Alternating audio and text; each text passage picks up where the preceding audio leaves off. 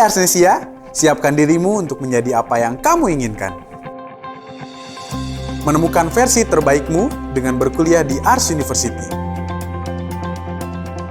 Jakarta sudah melakukan Kampus yang selalu beradaptasi dan berinovasi secara tatap muka. dan menjadi rumah terbaik untuk menemukan cita-citamu. Salah satunya menjadi Digital Strategy Manager, Digital Planner, dan masih banyak yang lainnya. Menjadi Digital Branding Consultant, PR Officers, Content Creator, dan kamu bisa memilih semuanya sesuai passion kamu. Di sini, kamu pun bisa menjadi IT Consultant, System Analyst, Data Scientist, dan apapun yang kamu impikan. Dan untuk kamu yang punya mimpi di dunia kesehatan, kamu bisa menjadi perawat profesional. Dan untuk kamu yang ingin berkuliah di program studi perhotelan dan pariwisata, kamu bisa menjadi managerial tour and travel, dan kamu pun bisa punya usaha di bidang pariwisata berbasis digital. Di sini, kami setia membimbing dan mendampingimu berjalan dan berlari menggapai cita-citamu. Selain itu, di Ars University ada entrepreneurs, startup, dan futars, dan juga berbagai kolaborasi menghadirkan mentor-mentor yang akan siap mendampingimu.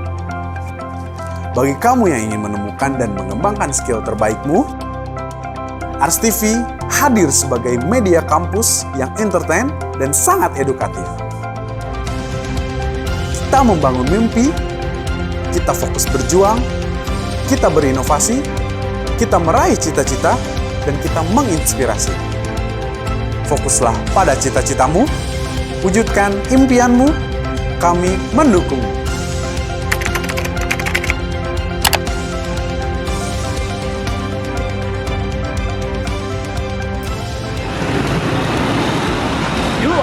Yes, we are.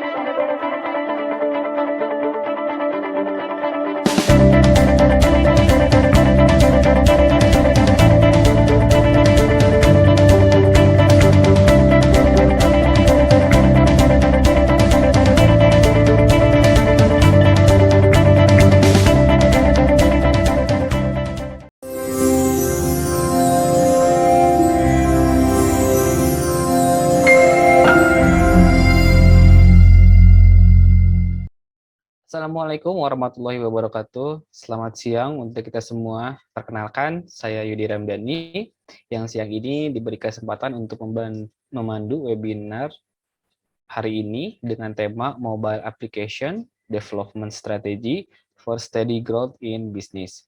Yang pertama-tama, mari kita panjatkan puji dan syukur atas kehadiran Allah Subhanahu wa Ta'ala yang telah senantiasa melimpahkan rahmat, taufik, serta hidayahnya sehingga pada kesempatan yang berbahagia ini kita masih diberikan nikmat sehat, nikmat rezeki, sehingga kita masih bisa dipertemukan pada acara webinar hari ini. Yang semoga acara hari ini diberkahi oleh Allah Subhanahu wa Ta'ala. Amin, amin ya rabbal alamin. Yang berikutnya, tak lupa sholawat serta salam semoga tetap tercurahkan kepada junjungan Nabi kita, Nabi Agung, Nabiullah Muhammad SAW, beserta keluarga dan para sahabat-sahabatnya. Yang pertama, yang terhormat kepada Bapak Profesor Haji Purwadi MPD selaku Rektor Ars University. Yang berikutnya, yang terhormat kepada Bapak Dr. A. Rohendi, MH.MM, selaku Wakil Rektor Bidang Akademik. Yang terhormat kepada Bapak Dr. Ing Piseto P. Agung, selaku Wakil Rektor Kerjasama dan Inovasi. Yang terhormat kepada Bapak Maksi Ari, SSI MKOM, selaku Wakil Rektor Bidang Non-Akademik. Yang terhormat Bapak Rangga Sanjaya STMKOM selaku Dekan Fakultas Teknologi Informasi, dan Bapak Ibu dosen Ars University yang telah menyempatkan hadir pada webinar siang hari ini, dan yang terhormat kepada Bapak Muhammad Singgih SPD MTI sebagai co-founder dan Chief Marketing Officer Codpolitan yang telah berkenan menjadi narasumber dalam acara webinar hari ini, serta yang terhormat kepada seluruh peserta webinar yang sudah hadir dalam acara siang hari ini. Untuk mempersingkat waktu, sebelum acara webinar hari ini dibuka, maka perkenankan saya sebagai moderator untuk membacakan susunan acara Yang pertama, pembukaan. Yang kedua, menyanyikan lagu Indonesia Raya. Yang ketiga, Mars Arts University. Yang keempat, sambutan Rektor Arts University atau yang mewakili. Yang kelima, pemaparan materi. Yang keenam, diskusi dan tanya jawab. Dan yang ketujuh, penutup.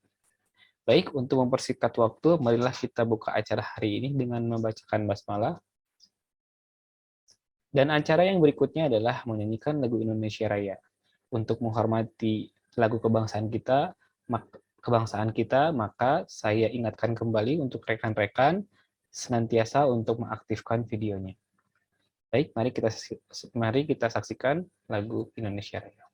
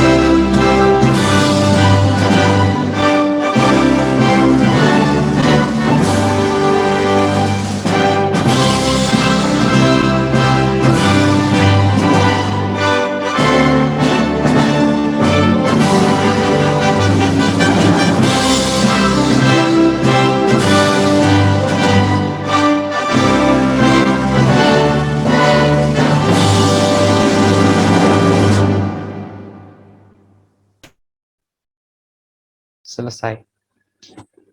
Baik, untuk acara yang berikutnya, marilah kita simak Mars Arts University.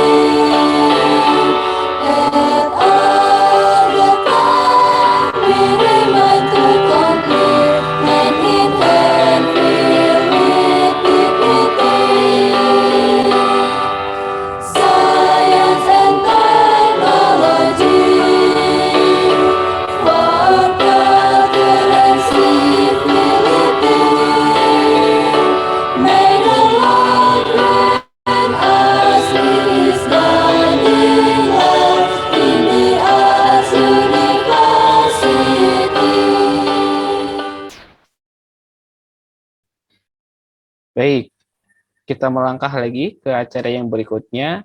Kita simak sambutan Rektor Arts University yang diwakilkan oleh Wakil Rektor Bidang Akademik kepada Bapak Dr. Rohendi MHMM. Kami persilahkan.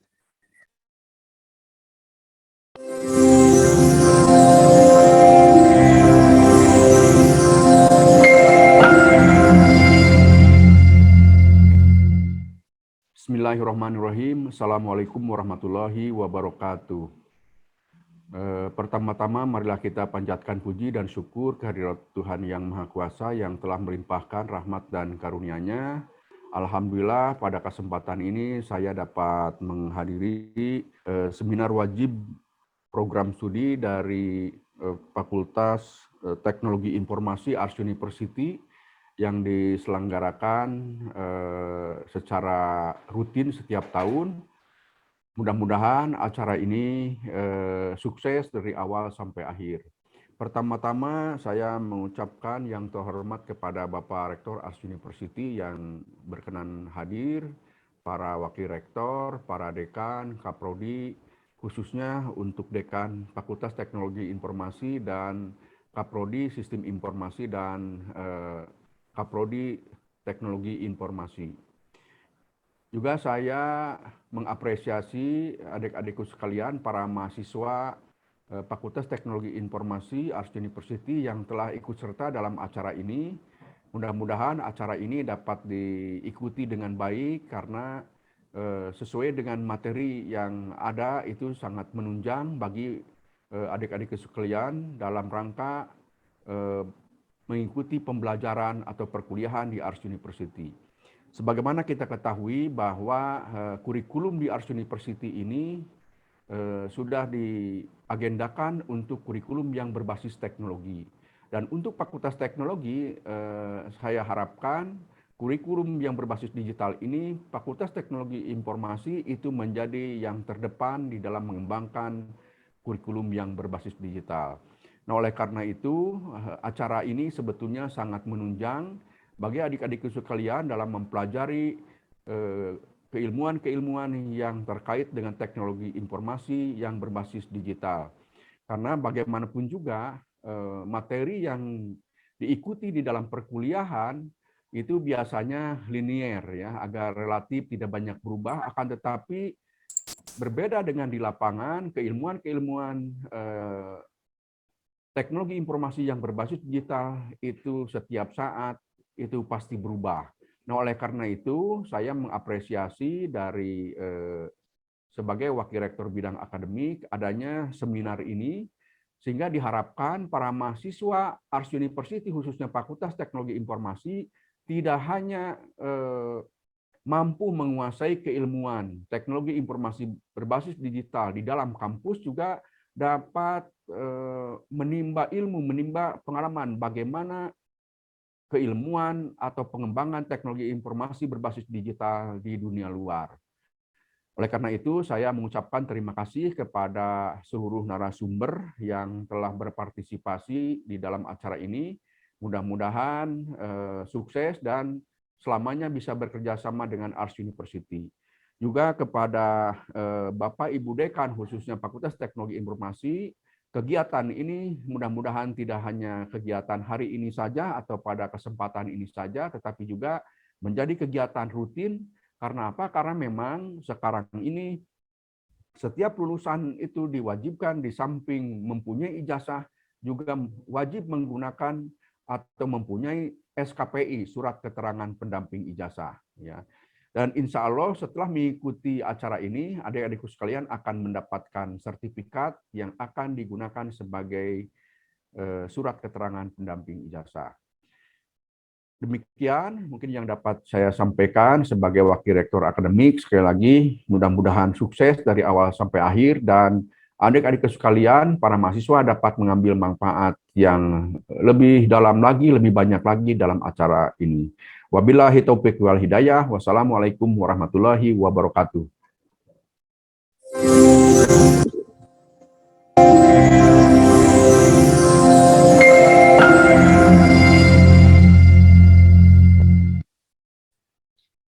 Terima kasih kepada Bapak Dr. Auhendi SHMM MH yang telah memberikan sambutan. Baik, sebelum masuk ke acara inti, perkenankan saya terlebih dahulu untuk membacakan CV dari pembicara hari ini. Yang pertama, nama Muhammad Singgih Zulfikar. Beliau pernah menempuh pendidikan di Universitas Indonesia, dan S1-nya Universitas Indonesia, yang kedua untuk Magister Information Technology-nya itu di Universitas Indonesia. Yang berikutnya beliau pernah menjalankan training sebagai profesional Scrum Master dan Myers-Briggs Type Indicator, Psychometrics, dan tak kalah menariknya pengalaman beliau sebelum menjadi co-founders dari Codepolitan, beliau pernah menjadi Agile Coach di Happy Fresh, berikutnya juga pernah menjadi People Enabler and Analytics Scrum Master di Altera, dan pernah menjadi asisten lecturer di Universitas Indonesia. Baik, kita sambut dengan hangat Pak Singgi, sudah bergabung. Sudah, alhamdulillah. Ya. Terima kasih. Ya, selamat siang Pak. Selamat siang Pak Yudi. Bagaimana kabarnya Pak? Baik, alhamdulillah, sehat. Sehat. Oke, sebelum masuk ke sesi pemaparan materi, ada sedikit informasi Pak untuk hari ini yang join di kita itu ada dari jurusan Sistem Informasi dan Teknik Informatika. Ini juga beragam, mulai dari semester 1, 3, 5, dan 7. Jadi insya Allah hari ini lumayan beragam Pak untuk tingkatannya. Dan untuk hari ini, informasi sedikit nanti mungkin bagi teman-teman yang baru join. Jadi nanti di akhir akan ada sesi diskusi. Nah, di sesi diskusi ini karena pesertanya udah lebih dari 100, Pak. Jadi kita adakan satu bukan giveaway ya, tapi lebih ke apresiasi bagi peserta yang terbaik, penanya yang terbaik, atau nanti mungkin Bapak akan menanyakan dari materi yang sudah disampaikan. Itu kita ada spesial, yaitu Realme Buds. Kelihatan nggak ya? Nah, ini mungkin ya. Nah, buat teman-teman, jadi biar semangat untuk menyaksikan untuk materi hari ini. Baik, Pak Singgi, untuk mempersingkat waktu, mungkin untuk materi hari ini saya persilakan ke Pak Singgi sekitar 30 sampai dengan 45 menit. Yang berikutnya dilakukan untuk sesi diskusi atau sesi tanya jawab. Oke, waktu dan tempat, baik. Saya persilakan, Pak. Baik. Terima kasih Pak Yudi atas waktunya. Jadi terima kasih juga teman-teman dari Ars University sudah mengundang saya sebagai salah satu narasumber di seminar tahunan ya ini sebutannya. Terima kasih juga. Semoga nanti yang saya share cukup bisa membantu memperluas wawasan. Sebelumnya terima kasih sudah dibacakan juga informasi mengenai biodata singkat saya. Mungkin tadi saya coba untuk bantu koreksi sedikit. Untuk S1 saya di UPI Bandung, Universitas Pendidikan Indonesia, S2 baru di UI gitu. Jadi seperti itu aja. Takutnya jadi saya juga orang Bandung sebetulnya. Gitu. Baik, saya coba share screen materinya sekarang ya. Oke, ini dia.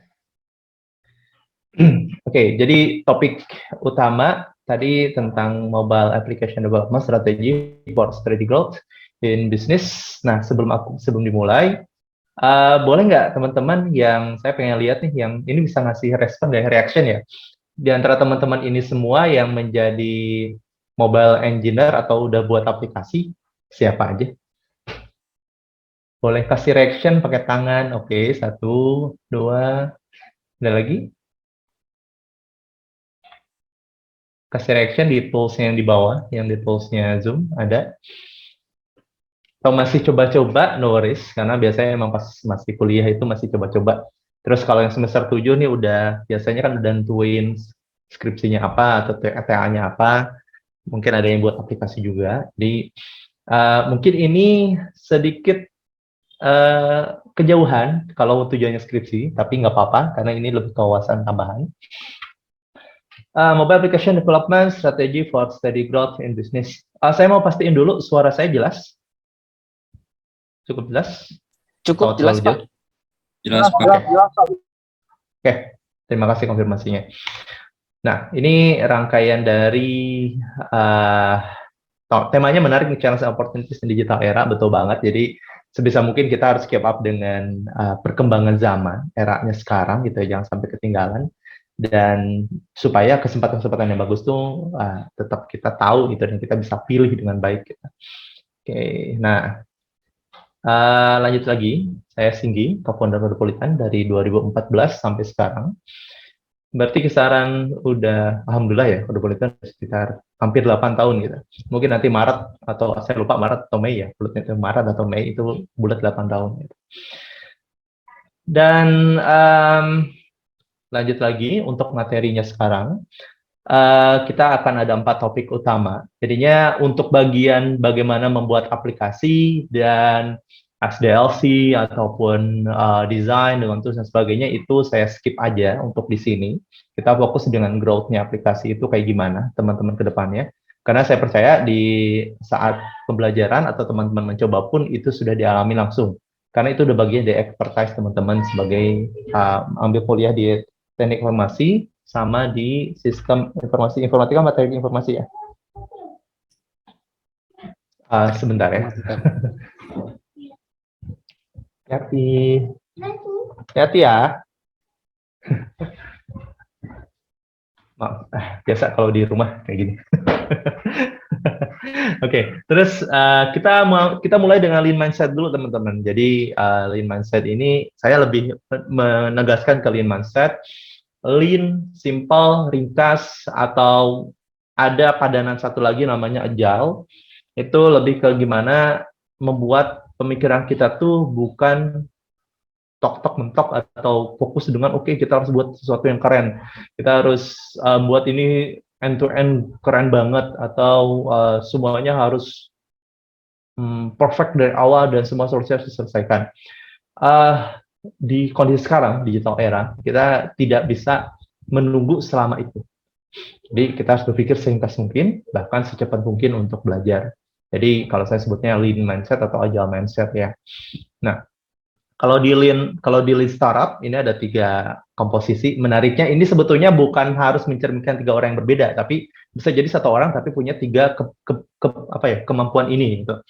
Punya kemampuan secara teknikal, punya ide yang cukup menarik, dan punya keinginan untuk melaksanakannya dengan baik gitu. Karena kan ada aja yang punya ide tapi nggak mau ngelakuinnya, ada punya teknikal tapi nggak tahu idenya, ada yang punya passion tapi nggak tahu idenya apa, teknologi seperti apa. Tapi kalau kalian satu package, punya impian, punya tujuan, punya caranya, atau mau cari tahu caranya, dan memperbaiki terus, itu udah menjadi lean. Just start the app. Nah, singkatnya, ketika teman-teman punya ide, ketika teman-teman punya kekhawatiran, atau suatu hal yang bersifat, aduh, saya sulit, as simple as, misalnya cari apa ya? Saya punya kekhawatiran atau kecemasan tentang satu hal, dan sepertinya teman saya juga merasakan hal yang sama. Wah, ini menarik nih kalau kita buat solusinya. Contohnya solusinya dengan aplikasi, aplikasinya mobile, contohnya, gitu ya. Idenya dapat nih, terus kita buat aplikasi deh, mungkin ini cocok, gitu. Dibuatlah. Nah, saat pembuatan ini, karena konsepnya lean dan ringkas, gitu, teman-teman buat sesuatu seringkas, sesimpel, sepadat mungkin. Tidak perlu bertele-tele dengan animasi, tidak perlu bertele-tele dengan fitur lain yang tidak ada value-nya sekarang untuk masalah yang teman-teman rasakan atau teman-teman temukan di sekitar teman-teman itu bermasalah. Misalnya, saya sulit untuk pinjam buku di perpus kampus gitu, karena suka kehabisan gitu. Oke, gimana caranya ya? Gimana kalau buat buku antrian online aja gitu? Nah, ya udah, that's it, gitu, itu aja gitu kan. Nggak harus buat antrian online terus selfie terus pakai identified unique biometrics, nggak usah gitu kan. Buat aja daftar, ada antrian, kapan nunggunya, kapan ngambilnya, that's it gitu. Jadi produknya udah jadi nih, lalu di measure tuh ngambil data, ngambil feedback ke konsumennya atau ke orang-orang yang teman-teman lihat punya masalah itu, cobain, menurut mereka gimana? Masih responnya, oh menarik nih, oh ini bagus nih, oh ini kurang nih, ini bagus tapi kalau ditambahin ini gimana? Jadi ada kualitatif dan kuantitatif feedback gitu di sana. Setelah dapat itu, baru teman-teman kembangkan idenya ke tahap berikutnya. Jadi belajar dari data. Pentingnya adalah itu. Jadi mulai dari hal yang ringkas, cobain dulu, dapat responnya apa, learning dari sana, kembangkan lagi produk berikutnya dan berikutnya. Sebisa mungkin setiap pembaruan itu fungsional gitu. Jadi bukan nunggu semuanya jadi dulu baru dikasih ke konsumen, itu kelamaan. That's the singkat ininya. Oke, bentar. Oke, sorry ya. Oke, lanjut ke topik kedua gitu ya. Kalau teman-teman ada pertanyaan, mungkin bisa disimpan di chat dulu atau nanti di akhir sesi ya. Jadi kita akan bahas di akhir nanti. The common trap. Kenapa saya highlight ini dulu? Ini umum terjadi based on experience dan juga Ini umum sebetulnya, terutama di teman-teman yang profesi atau keahliannya atau misalnya sekarang lagi menempuh ilmu sebagai software engineer, system analyst atau anything atau apapun itu yang berurusan dengan pengembangan aplikasi. Ada satu hal yang perlu teman-teman ketahui atau perlu tahu lah minimal gitu. Dan itu sering jadi pitfall atau jebakan umum untuk kita. You are an expert on building the app, that's it. Itu yang paling nyata. Tapi karena kemampuan kita di sini sangat dalam, kita paham banget gitu, ngedesainnya gimana, buat storyboard gimana, buat skenario gimana, buat flow-nya gimana, nanti actionnya kemana, tombolnya kemana, itu detailsnya oke banget. Sayangnya, dengan adanya seperti itu, kita cenderung pikiran kita untuk semua masalah itu solusinya adalah app. Jump into solution too soon. Jangan, hati-hati gitu.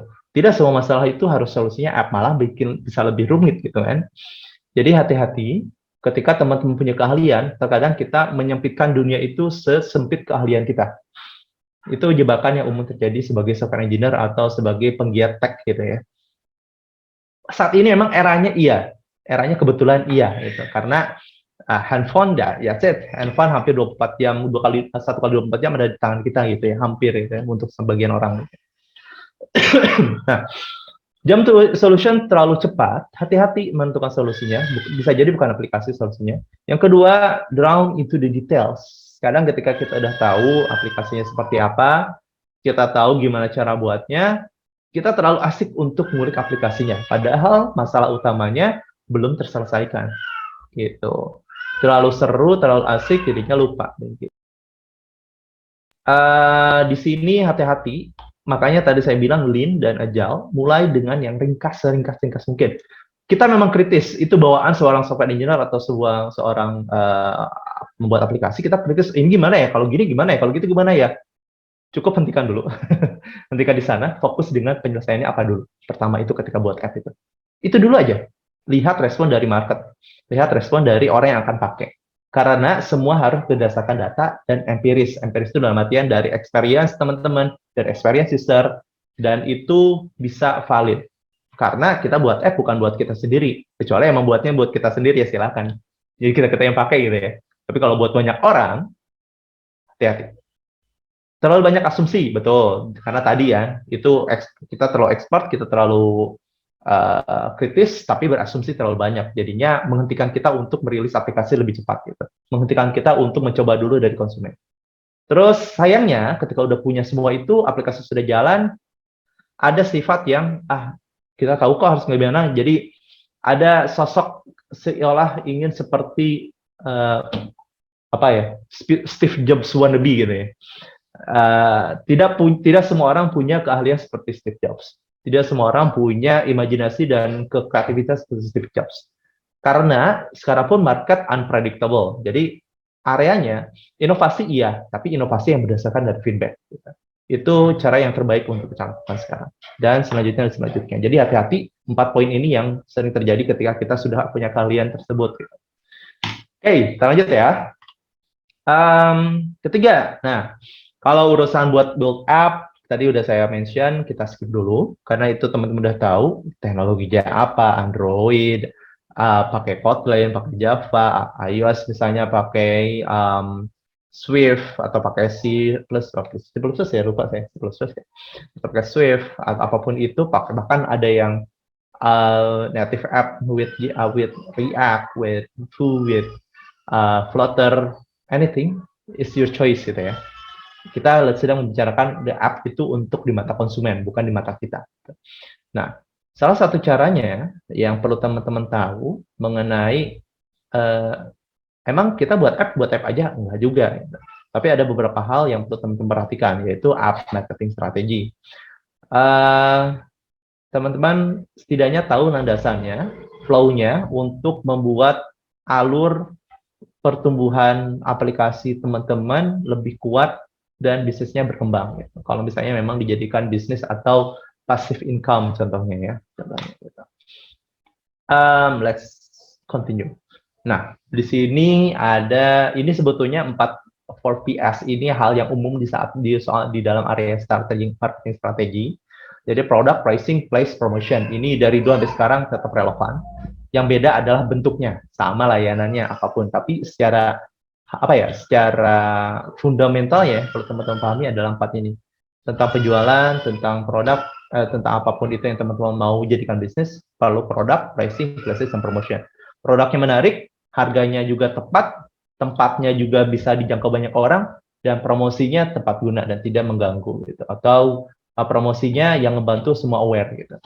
Ini kalau di bawah kan kalimatnya saya coba gabungin. Jadi kalau kamu sudah paham tentang konsumen yang kamu arah atau user yang kamu targetkan, dan kamu bisa membuat aplikasi atau fitur yang mencukupi kebutuhan dan ekspektasi user, mereka akan membeli sesuai dengan harga yang kita tawarkan karena mereka punya kemampuan itu dan juga mudah mendapatkannya dimanapun mereka mau. Gitu. That's it. Gitu. Itu kuncinya. Gitu. Itu satu kalimatnya dari product, pricing, places, dan promotion. Nah, terus gimana nih kalau implementasinya di aplikasi mobile contohnya ya?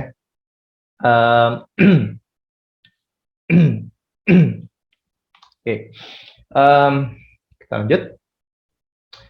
Nah, stages ini ada 3 poin so far dari dari sejauh yang saya tahu dan teralami ada 3 matriks yang perlu diperketahui. Matriks ini bukan hanya hal yang perlu dipahami oleh apps owner, tapi juga matrik poin-poin yang perlu dipahami sebagai misalnya startup owner ya, misalnya ya, yang punya solusi buat app mobile ataupun bisa dikatakan bisa juga sama. Ini binatang malam kan harusnya ya? Maksudnya? Iya. Binatang malam kayak sintong. Harus oke, kaget juga ada binatang malam tadi. Ya. Sampai mana tadi? Awareness, acquisition, dan retention ini hampir di semua digital business itu care. Jadi yang pertama, flow pertama adalah awareness. Awareness ini adalah upaya kita yang bertujuan membuat banyak orang tahu bahwa bahwa aplikasi ini ada dan ada manfaatnya.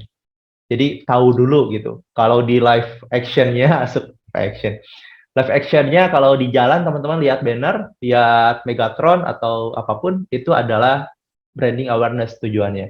Ada iklan di YouTube, branding awareness. Ada di aplikasi pop-up, itu branding awareness. That's it, gitu. Itu semua adalah branding awareness. Dan itu upaya untuk kita tahu, kita muncul di pengetahuan orang-orang yang sedang searching sesuatu sesuai dengan persona. Nah, kita perlu tahu nih, ada beberapa poin yang diperhatikan di awareness ini. Yang pertama, saat persiapan awal, sebelum teman-teman buat aplikasi, tadi sempat saya singgung juga di awal, too soon to conclude with the solution, tapi tidak spesifik user personanya. User persona sebetulnya kalau dalam product development atau product research, market research, user persona itu adalah karakter virtual atau karakter buatan yang menjadi cerminan respon dari survei yang teman-teman buat di area atau di skala tertentu. Jadi bisa jadi dia ada seorang wanita, seorang ibu-ibu, seorang anak muda, seorang pria, seorang dewasa, atau seorang kakek-kakek, user persona. Semuanya adalah satu karakter yang tercipta dari feedback. Nah, feedback dan user research itu adalah teman-teman lakukan di awal. Yang tadi saya sebutkan, orang-orang yang mengalami permasalahan yang sama. Itu adalah kumpulan users dan dibuat jadi satu persona khusus. Itulah user persona teman-teman. Katakanlah, ketemu persona yang saya target adalah umur 11 sampai 20 tahun, di mana mereka adalah anak muda kelahiran generasi Z 2005 ya. Iya benar. 2000-an sampai 2005. 2010 mungkin ya. 2010, 2000 sampai 2010. Terus mereka belum punya penghasilan sendiri dan rata-rata adalah anak sekolahan. Contohnya, jadi itu muncullah. Nah, untuk mewujudkannya lebih jelas, kita buat satu karakter khusus. Misalnya namanya adalah siapa ya namanya? Contohnya adalah apa ya? Siska, namanya Siska contohnya. Jadi Siska berumur sekian di anak sekolah punya jajan sekian, itu adalah user dan mereka punya masalah untuk booking buku misalnya di perpustakaan sekolah karena pas datang suka nggak ada terus bukunya, antriannya juga nggak jelas gitu. Competitor research. Nah, satu hal lagi, ini hal-hal yang perlu teman-teman persiapkan. Ketika teman-teman melihat market ternyata, aduh kompetitornya ada nih, jangan khawatir, justru itu hal yang menarik. Ketika teman-teman ada competitors, itu selangkah lebih maju membuat teman-teman mudah untuk tahu langkah berikutnya harus ngapain. Teman-teman tinggal pelajarin, mereka jualannya kayak gimana sih, konsumennya kayak gimana, terus added value-nya atau uniqueness-nya dari mana. Nah, setelah kita tahu itu semua, kita tambahin sesuatu yang berbeda. Jadi, dengan cara ini membuat teman-teman lebih unik dan avoid reinvent the wheel. Learning yang terlalu lama bisa membuat teman-teman rugi, bahkan terlambat dari yang lain. Jadi, lebih cepat belajarin dari orang lain lebih baik, atau dari startup lain lebih baik. Kedua adalah continuous to do. Continuous. Hal-hal yang continuity saat branding awareness, build the awareness of brand gitu, atau adapt. Biasanya ada pre-launch. Ini jarang banget terjadi, tapi ada pre-launch biasanya. Jadi kalian buat app tentang perpusku atau bukumu misalnya, bukuku bukumu gitu ya. Ada pre-launch-nya, buat landing page, register now, pre-launch bukumu gitu. Udah dapat datanya. Orang-orang yang mau masuk daftar, terus teman-teman misalnya kasih gimmick dapat merchandise lah, atau dapat penawaran lebih umum, atau misalnya teman-teman akan bisa meminjam buku dari seluruh Indonesia gitu. Itu pre-launch event yang bisa jadi daya tariknya. Kedua adalah social media buzz. Jadi kalau sebutannya sekarang ada buzzer ya, atau sebutannya pakai buzzer, bisa buzzer bayaran, bisa buzzer ads, bisa apapun itu, it's normal, asalkan informasinya bukan informasi yang menyesatkan gitu ya. Semua jalan yang teman-teman lakukan silakan, tapi itu adalah sosial media buzz. Karena kenapa pilih sosial media? Saat ini sosial media adalah tempat orang berkumpul yang banyak. Semakin banyak orang berkumpul, semakin banyak orang yang aware dengan kalian. Jadi tujuan kita adalah merangkul orang lebih banyak yang aware dengan kalian, dengan app kalian. Website pasti, ini tujuannya untuk membuat details, membuat informasi yang lebih detail tentang penawaran yang teman-teman layani di aplikasi yang teman-teman buat. Content marketing tentu itu terimplementasi di social media buzz, di pre-launch, di website, kontennya bisa bertulis, audio, gambar, dan video, silakan. Itu penting, tapi penting banget ngebuat ini punya struktur yang menarik. Punya pembawaan bahasa yang menarik, copywriting yang seru, gitu ya, image yang lucu, gitu, silakan. Kita lanjut. Yang kedua adalah acquisition, jadi awareness, ngebuat banyak orang aware, dan sebutannya itu menarik perhatian banyak orang bahwa ada aplikasi ini nih gitu, tentang apa sih gitu, tentang pulse booking contohnya. Acquisition itu tahap berikutnya dari awareness. Setelah kita ngumpulin orang, nih orang udah pada ngumpul, kalau secara visual mereka udah ada di depan kita nih, mereka attract dengan kita, mereka ngumpul. Oke, mereka udah ngumpul, gimana caranya mereka untuk ngambil produk kita? Contohnya kita, kalau itu kan aplikasi, katakan di sini produknya adalah permen. Oke, gimana cara mereka ngambil permennya nih? Permen kasih. Kan bisa jadi orang ngeliatin tapi nggak ngambil permen kan? Oh, saya nggak suka permen, saya sukanya kopi ya. Oh, udah, saya mah kasih permen aja. Nah, jadi permennya itu adalah apps yang bukumu tadi misalnya. Permennya itu. Artinya, ngebuat orang yang ngumpul tadi install aplikasi kalian. Itu adalah tahap acquisition. Caranya gimana? Ada caranya paling umum, karena sekarang market app itu bukan hal yang unik dan banyak orang yang buat gitu. Jadi perlu ada upaya sendiri dengan ads. Ini untuk stand out of the crowd gitu ya. Agak susah sekarang. Jadinya kita perlu melakukan paid marketing ads. Bisa pakai Google Universal Ads Campaign, Google Ads ya, SEO, in-app ads, YouTube, in-app ads, apalagi ya, search engine, in-app ads, apalagi ya, lain-lain Google, biasanya Google bisa Ads Campaign tuh misalnya. Bisa. Terus, di Play Store juga kan, lebih kenceng di Play Store kalau Google ya, Play Store Ads itu kan, jadi ada yang recommended pop-up-nya itu adalah ads biasanya. Jadi aplikasi tumbuh paling atas, kalau yang pertama itu ads. Yang kedua, App Store Ads itu sama seperti konsep tadi di Play Store, ini juga sama di App Store, ngiklan untuk aplikasinya muncul di atas, jadi direkomendasikan pertama karena bayar ads. Gitu.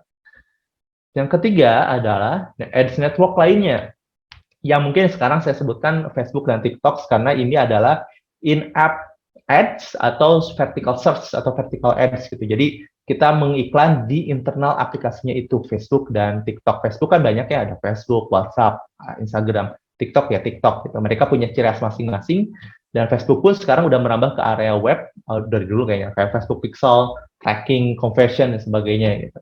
Ini teman-teman bisa gunakan paid ads dan ada yang bisa sifatnya apa ya sebutannya tuh dari komisi bisa jadi paid gitu ya. Silakan teman-teman temukan yang paling cocok. Yang kedua adalah another marketing paid channel. Ini biasanya hal yang bersifat live dilakukan oleh seseorang. Contohnya reviewer website. Biasanya kan ada versus.com, GSM Arena itu kan HP ya.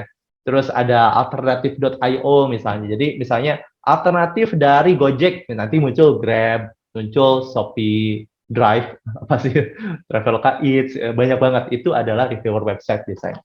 Terus referral program, kedua dulu press release. Press release ini adalah teman-teman upayakan membuat satu konten yang dimuat di media umum. Misalnya di Daily Social, di Kodopolitan, itu salah satunya ya. Terus di Tekin Asia, dimanapun, di Kompas, di Kumparan, dan sebagainya, itu adalah press release biasanya. Dan kita bayar untuk publish itu biasanya. Referral program, nah ini yang menarik. Ini untuk akuisisi, teman-teman ada yang install Flip, Bank Jago, Tokopedia, apapun, misalnya Bank Jago, kalau misalnya kalian pakai referral link, nanti kalian dapat 25.000 gitu. Jadi orang yang masuk dan mereka daftar, maka akan nambah 25.000 ke rekening kita. Itu adalah jenis referral program. Jadinya benefit to benefit, karena bank jadinya bank. Case-nya yang paling menarik dulu itu adalah Dropbox. Dropbox itu dia termasuk startup yang sukses dengan referral program. Jadi kan kalau kita ngundang orang terus install Dropbox, kita dapat 5 GB tambahan contohnya kan. Dan itu terus bertambah, terus menambah sampai berapa banyak orang pun kita dapat storage tambahan. Secara cost bukan direct cash, tapi mereka punya benefit yang diberikan. Contohnya ya dapat 5 GB tambahan secara terus-menerus itu selama setahun contohnya. Dan yang terakhir adalah influencer yang sekarang kan. Jadi kalau anak-anak sekarang ditanya, nanti Mas sudah dewasa mau jadi apa? Mau jadi YouTuber contohnya gitu ya. Mau jadi TikTokers gitu kan. Itu adalah influencers. Nah, itu juga jadi profesi yang cukup meyakinkan sekarang karena kalau memang punya attract yang banyak, bisa attract banyak orang, paid-nya rate-nya cukup tinggi, tapi juga konversinya cukup bagus gitu. Jadi influencer juga salah satu channel yang cukup menarik untuk dijadikan sebutannya itu tokoh ya untuk menjual aplikasi teman-teman ke orang-orang untuk install directly, jadi hard selling. Testimonial juga mengaruh, jadi setelah mereka tahu, mereka juga install, lihat di Play Store, di App Store, testimoninya bagus, wah udah nih, install aja, misalnya rate-nya 4,99 dari 5, wah itu udah oke banget gitu. Nah, terus respon customer kita atau adminnya, jadi ketika ada yang komen, dibalas, terima kasih. Sama halnya seperti ketika belanja online, kita search toko, belinya di toko mana, kita lihat reviewnya dulu kan. That's the reason untuk jadi acquisition-nya oke, gitu. Mereka akan beli di kita, mereka akan install aplikasi kita. Terakhir adalah retention. Orang udah ngumpul, orang udah makan permennya, sekarang retention adalah gimana cara ngebuat orang mau makan permen terus. Jadi mereka udah tahu nih aplikasi seperti apa, mereka merasakan benefitnya. Tapi gimana caranya mereka mau makan permen terus nih, biar nagih, terus beli terus di kita gitu. Atau install aplikasi, terus aplikasinya kita dipakai terus nih, misalnya buku tuh dipakai terus, pinjam buku terus, nanti agendanya enak nih gitu. Experience utamakan. Jadi setelah mereka udah masuk, udah install, masuk nih, oke, masuk aplikasinya kita buka. Pas masuk, tiba-tiba udah diminta ini itu, misalnya saya minta foto KTP, mungkin kalau misalnya aplikasi yang butuh regulasi itu ya penting ya, contohnya banking itu penting banget memang, udah syaratnya dari BI, OJK. Tapi kalau misalnya aplikasi biasa, saya butuh alamat, saya butuh kontak WhatsApp, saya butuh nomor HP kamu, nomor rumah kamu, status menikah, itu udah kebanyakan. Experience untuk masuknya udah bikin sedih gitu. Males uninstall. Udah langsung bouncing gitu. Jadi buat sesimpel mungkin ketika teman-teman menjual di luar ngumpulin orang, buku-bukumu bisa order, bisa pinjam buku di perpustakaan manapun loh. Kalian tinggal booking aja. Oke, oh gimana caranya? Coba install dulu aplikasinya. Terus di experience adalah ketika mereka buka aplikasi, mereka benar-benar menemukan solusi itu langsung tanpa diribetin dengan hal yang lain yang bukan tujuan dia. Jadi langsung, langsung aku bisa booking nih. Langsung dia booking di perpustakaan ARS, tanggal sekian sampai sekian buku ini. Cek. Nah, udah kerasain manfaatnya. Pas di book, barulah, karena kita butuh data, mintalah datanya dia. Untuk membuat ini lebih jelas, saya butuh data KTP sama, saya butuh nomor KTP, misalnya alamat rumah, durasi pinjam, dan nomor banknya, atau e-walletnya, supaya di-charge gitu. Barulah mereka mau, karena mereka udah ngerasain manfaat duluan gitu. Jangan dibalik, hati-hati. Yang kedua adalah push notification. Ini penting juga, tapi jangan sampai annoying ya. Ada yang mungkin zaman dulu hard selling banget, tapi kalau sekarang kayaknya copywriters itu udah mulai kreatif-kreatif. Kayak misalnya nih, saya coba satu contohnya misalnya di Tokped, Shopee, atau notifikasi apa lagi ya. Misalnya, misalnya Bareksa nih. Wah, return ini lagi tinggi nih, buka yuk, coba beli gitu. Jadi notifikasinya bukan mengutamakan kepentingan aplikasinya, tapi memberitahu ada benefit menarik nih, ambil aja buruan gitu. Terus misalnya, kering, ada telepon untuk ambil diskon gitu. Itu tuh udah wording yang cukup menarik saat ini untuk push notification. Jadi ini penting juga untuk retentionnya bagus. Ketika misalnya sehari, kita targetnya untuk orang itu retention 5 kali sehari, berarti oke, gimana caranya untuk menarik? Ternyata dalam 2 jam mereka belum buka aplikasi, kita buat pop-up, kita ada readingnya dari learning app-nya. Dan yang ketiga adalah gamifikasi. Tentu ini hal yang menarik banget. Game itu bukan hal-hal untuk anak muda, untuk main-main. Gamifikasi ada sesuatu yang untuk menarik perhatian gitu ya. Kadang kan kalau zaman dulu, jangan main game terus.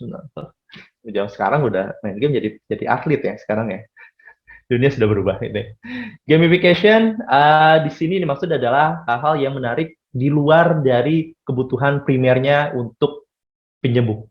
Misalnya, seberapa kali kamu pinjam buku, kamu dapat poin 50 gitu. Terus kamu tepat waktu, kamu kembaliin dapat 50 poin lagi.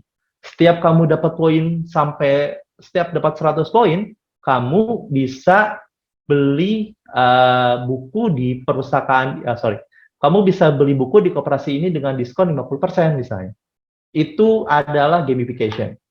Setelah misalnya pinjam buku terus, kamu udah ngumpulin hampir 1.500 poin, kamu udah juragan gelarnya tuh misalnya. Itu udah menjadi badges. Kalau dulu sih, saya paling ingat yang pertama itu ya Kaskus ya. Kaskus tuh udah agan, bagi cendol, bagi bata, itu hal yang menarik dilakukan ketika kita posting artikel atau misalnya hoax atau apapun, itu ya seru banget. Ada certification, ada exchange juga tadi. Contoh yang saya kasih adalah hal-hal seperti itu. Nah, jadi kita ulang, ada awareness, acquisition, dan retention. Itu hal yang perlu teman perhatikan ketika teman-teman buat aplikasi. Jadi bukan hanya buat aplikasi aja, tapi hal ini yang bisa membantu growth-nya aplikasi teman-teman. Oke, nah, terus gimana nih kita tahu growth-nya seperti apa? Ini sebetulnya contoh aja. Tapi karena sifatnya aplikasi, sifatnya handphone, saya lupa mention. Karena mobile app ya, tentu di HP ya, di HP gitu ya. Dan ini adalah the best place in the world untuk meng-approach konsumen. Karena kalau mau kan, ya paling sejam, 2 jam lah ya. Kalau ini hampir 24 jam di tangan kita. Dan kita bisa approach orang itu dari kapanpun, atau sering apa mereka buka aplikasi, itu kita approach mereka. Nah, jadi kayak HP itu kayak mall sendiri kalau aplikasi. Application performance monitoring yang perlu teman-teman miliki ketika aplikasi jadi, fiturnya jadi. Sekarang kita pengen tahu nih learning-nya seperti apa. Selain dari feedback, selain dari wawancara, ada lagi caranya, yaitu monitoring application. Ini Amplitude dan Optimus itu contoh aja. Sebetulnya kayak Amplitude itu kayak Google Analytics, terus apalagi Analytics ya, banyak banget. Silakan teman-teman gunakan sesuai preferensi aja. Ini contoh aja kalau saya. Terus Mixpanel gitu kan masuk juga ya Amplitude ya. Jadi di sini teman-teman bisa mengukur, kan aplikasi itu banyak di jalan handphone mana, dan kalau di sistem itu beda-beda. Bisa jadi aplikasi teman-teman ternyata nggak sesuai ekspektasi teman-teman buat, crash, error, malah poin harusnya nambah jadi berkurang gitu kan. Pas pinjam buku nggak ke booking, banyak banget hal yang terjadi karena sinyal, karena apa? Nah itu teman-teman harus pelajari dan optimizing. Itu adalah update fix bug itu sumbernya dari sana, monitoring application. Yang kedua adalah A/B testing. Once the app it's big enough, dari feedback semua dapat, teman-teman eksperimen tertentu, A/B testing penting. A/B testing bisa jadi dari fitur, bisa jadi dari sesimpel kata sama gambar yang ditampilkan gitu. Ada gambar yang warna oranye, ada gambar warna biru, itu A/B testing. Untuk user sekian, untuk user A/B testing. Ada toolsnya, ya Optimize contohnya. Ada lagi yang lain, misalnya Explayer atau apapun itu. Banyak banget service-nya yang bisa teman-teman gunakan. Ada yang mulai free, ada yang mulai berbayar gitu ya. Dan ada fitur flag. Fitur flag itu jadi teman-teman buat aplikasi, tapi fiturnya buat aplikasi dan nambahin fitur, tapi fiturnya belum sempurna. Jadi fiturnya, saya pengen rilis bug fix, tapi fiturnya ada, tapi belum mau dinikmatin dulu sama user. Oke, gimana caranya? Pakai fitur flag. Gitu. Jadi tidak semua user bisa menikmati fitur itu, gitu. Fitur flag. Gitu. Oke, lanjut ya. Nah, yang paling penting nih, kalau teman-teman buat aplikasi tentu ada yang memang niatnya mulia banget gitu ya. Contohnya buat aplikasi jadwal sholat misalnya, pakai API-nya dari jadwalsholat.org misalnya. Udah aja gitu. Udah gitu doang gitu, nggak ada ads yang apapun silahkan. Itu kan jadi amal jariah ya sifatnya itu. Atau arah kiblat misalnya kan. Tapi ada juga untuk monetize ke pendapatan mungkin receh tapi cukup baik untuk jadi positif atau negatif, sebetulnya passive income ya. Saat ini mungkin bekal dari saya adalah yang penting teman-teman jangan mengandalkan satu source of income, tapi buat beberapa bukan funnel terlalu keran ya, keran untuk income teman-teman meskipun kecil tapi itu cukup membantu setidaknya untuk makan bakso 2 kali seminggu lah gitu ya. Itu menarik. Jadi monetize itu gimana cara teman-teman menghasilkan uang dari aplikasi teman-teman. Ada beberapa cara. Ada aplikasi free, tapi ada ads-nya. Misalnya pas buka aplikasi, ada iklan dulu 30 detik misalnya muncul. Munculnya bisa dengan, yang saya paling nggak senang dengan media kayak Merdeka, Detik. Kenapa? Ads-nya bukan ads normal, ads annoying gitu ya. Banner, pop-up, interstitial videos. Padahal nge-scroll aja tapi ads-nya gila. Di mobile itu paling annoying banget. Kalau di desktop kan bisa pakai ads block ya. Di HP itu enggak. Makanya saya paling males buka artikel dari sana. Mending install app native, terus subscribe tapi artikelnya berkualitas mending kayak gitu. Contohnya kayak Tirto, Kumparan itu asik banget bacaannya. Kalau yang itu aduh udah paling ngeri deh. Paling males. Tapi ads itu boleh, cuman jangan sampai mengganggu. Nah, tipe-tipenya apa? Impression, click, watch duration, etc. Banner, logo, video, full, interstellar, native. Matriksnya impression. Jadi ada beberapa matriks nih yang perlu teman-teman buat perhatikan. Impresinya sebagus apa? Berapa banyak orang yang ngeklik gitu dari iklan tuh? Berapa lama orang lihat nontonnya? Kalau di YouTube kan ada yang nonton, ada yang bisa skip atau enggak kan? Itu adalah watching duration dan ada skip misalnya 3-5 detik nonton skip. Nah, itu tuh pricing-nya beda ke YouTube tuh. Beda. Ada yang nonton 5 detik di skip bisa, ada yang nggak bisa di skip, itu pricing-nya beda. Kedua adalah sponsorship. Ini jarang, tapi bisa terjadi. Gitu. Maksudnya kayak apa ya sponsorship? Contohnya gini, kita misalnya Indomaret atau jangan Indomaret deh, Indo Februari, Indo Januari lah, Indo Januari itu ya. Indo Januari dia punya ya minimarket di banyak tempat, tapi dia belum tahu nih penggunaannya seperti apa dari pembelanjaan gitu. Mungkin dari kasir bisa, tapi bisa jadi ada yang nggak tangkap. Makanya Indo Januari ngebuat aplikasi baru gitu ya, contohnya. Yang mana orangnya, saya lupa startupnya apa ya di Indonesia yang nge-scan struk terus dapat berapa rupiah gitu. Nah, jadi aplikasi itu dibuat untuk kepentingan bisnis tertentu. Ketika di-scan dapat list nih pembelanjaan.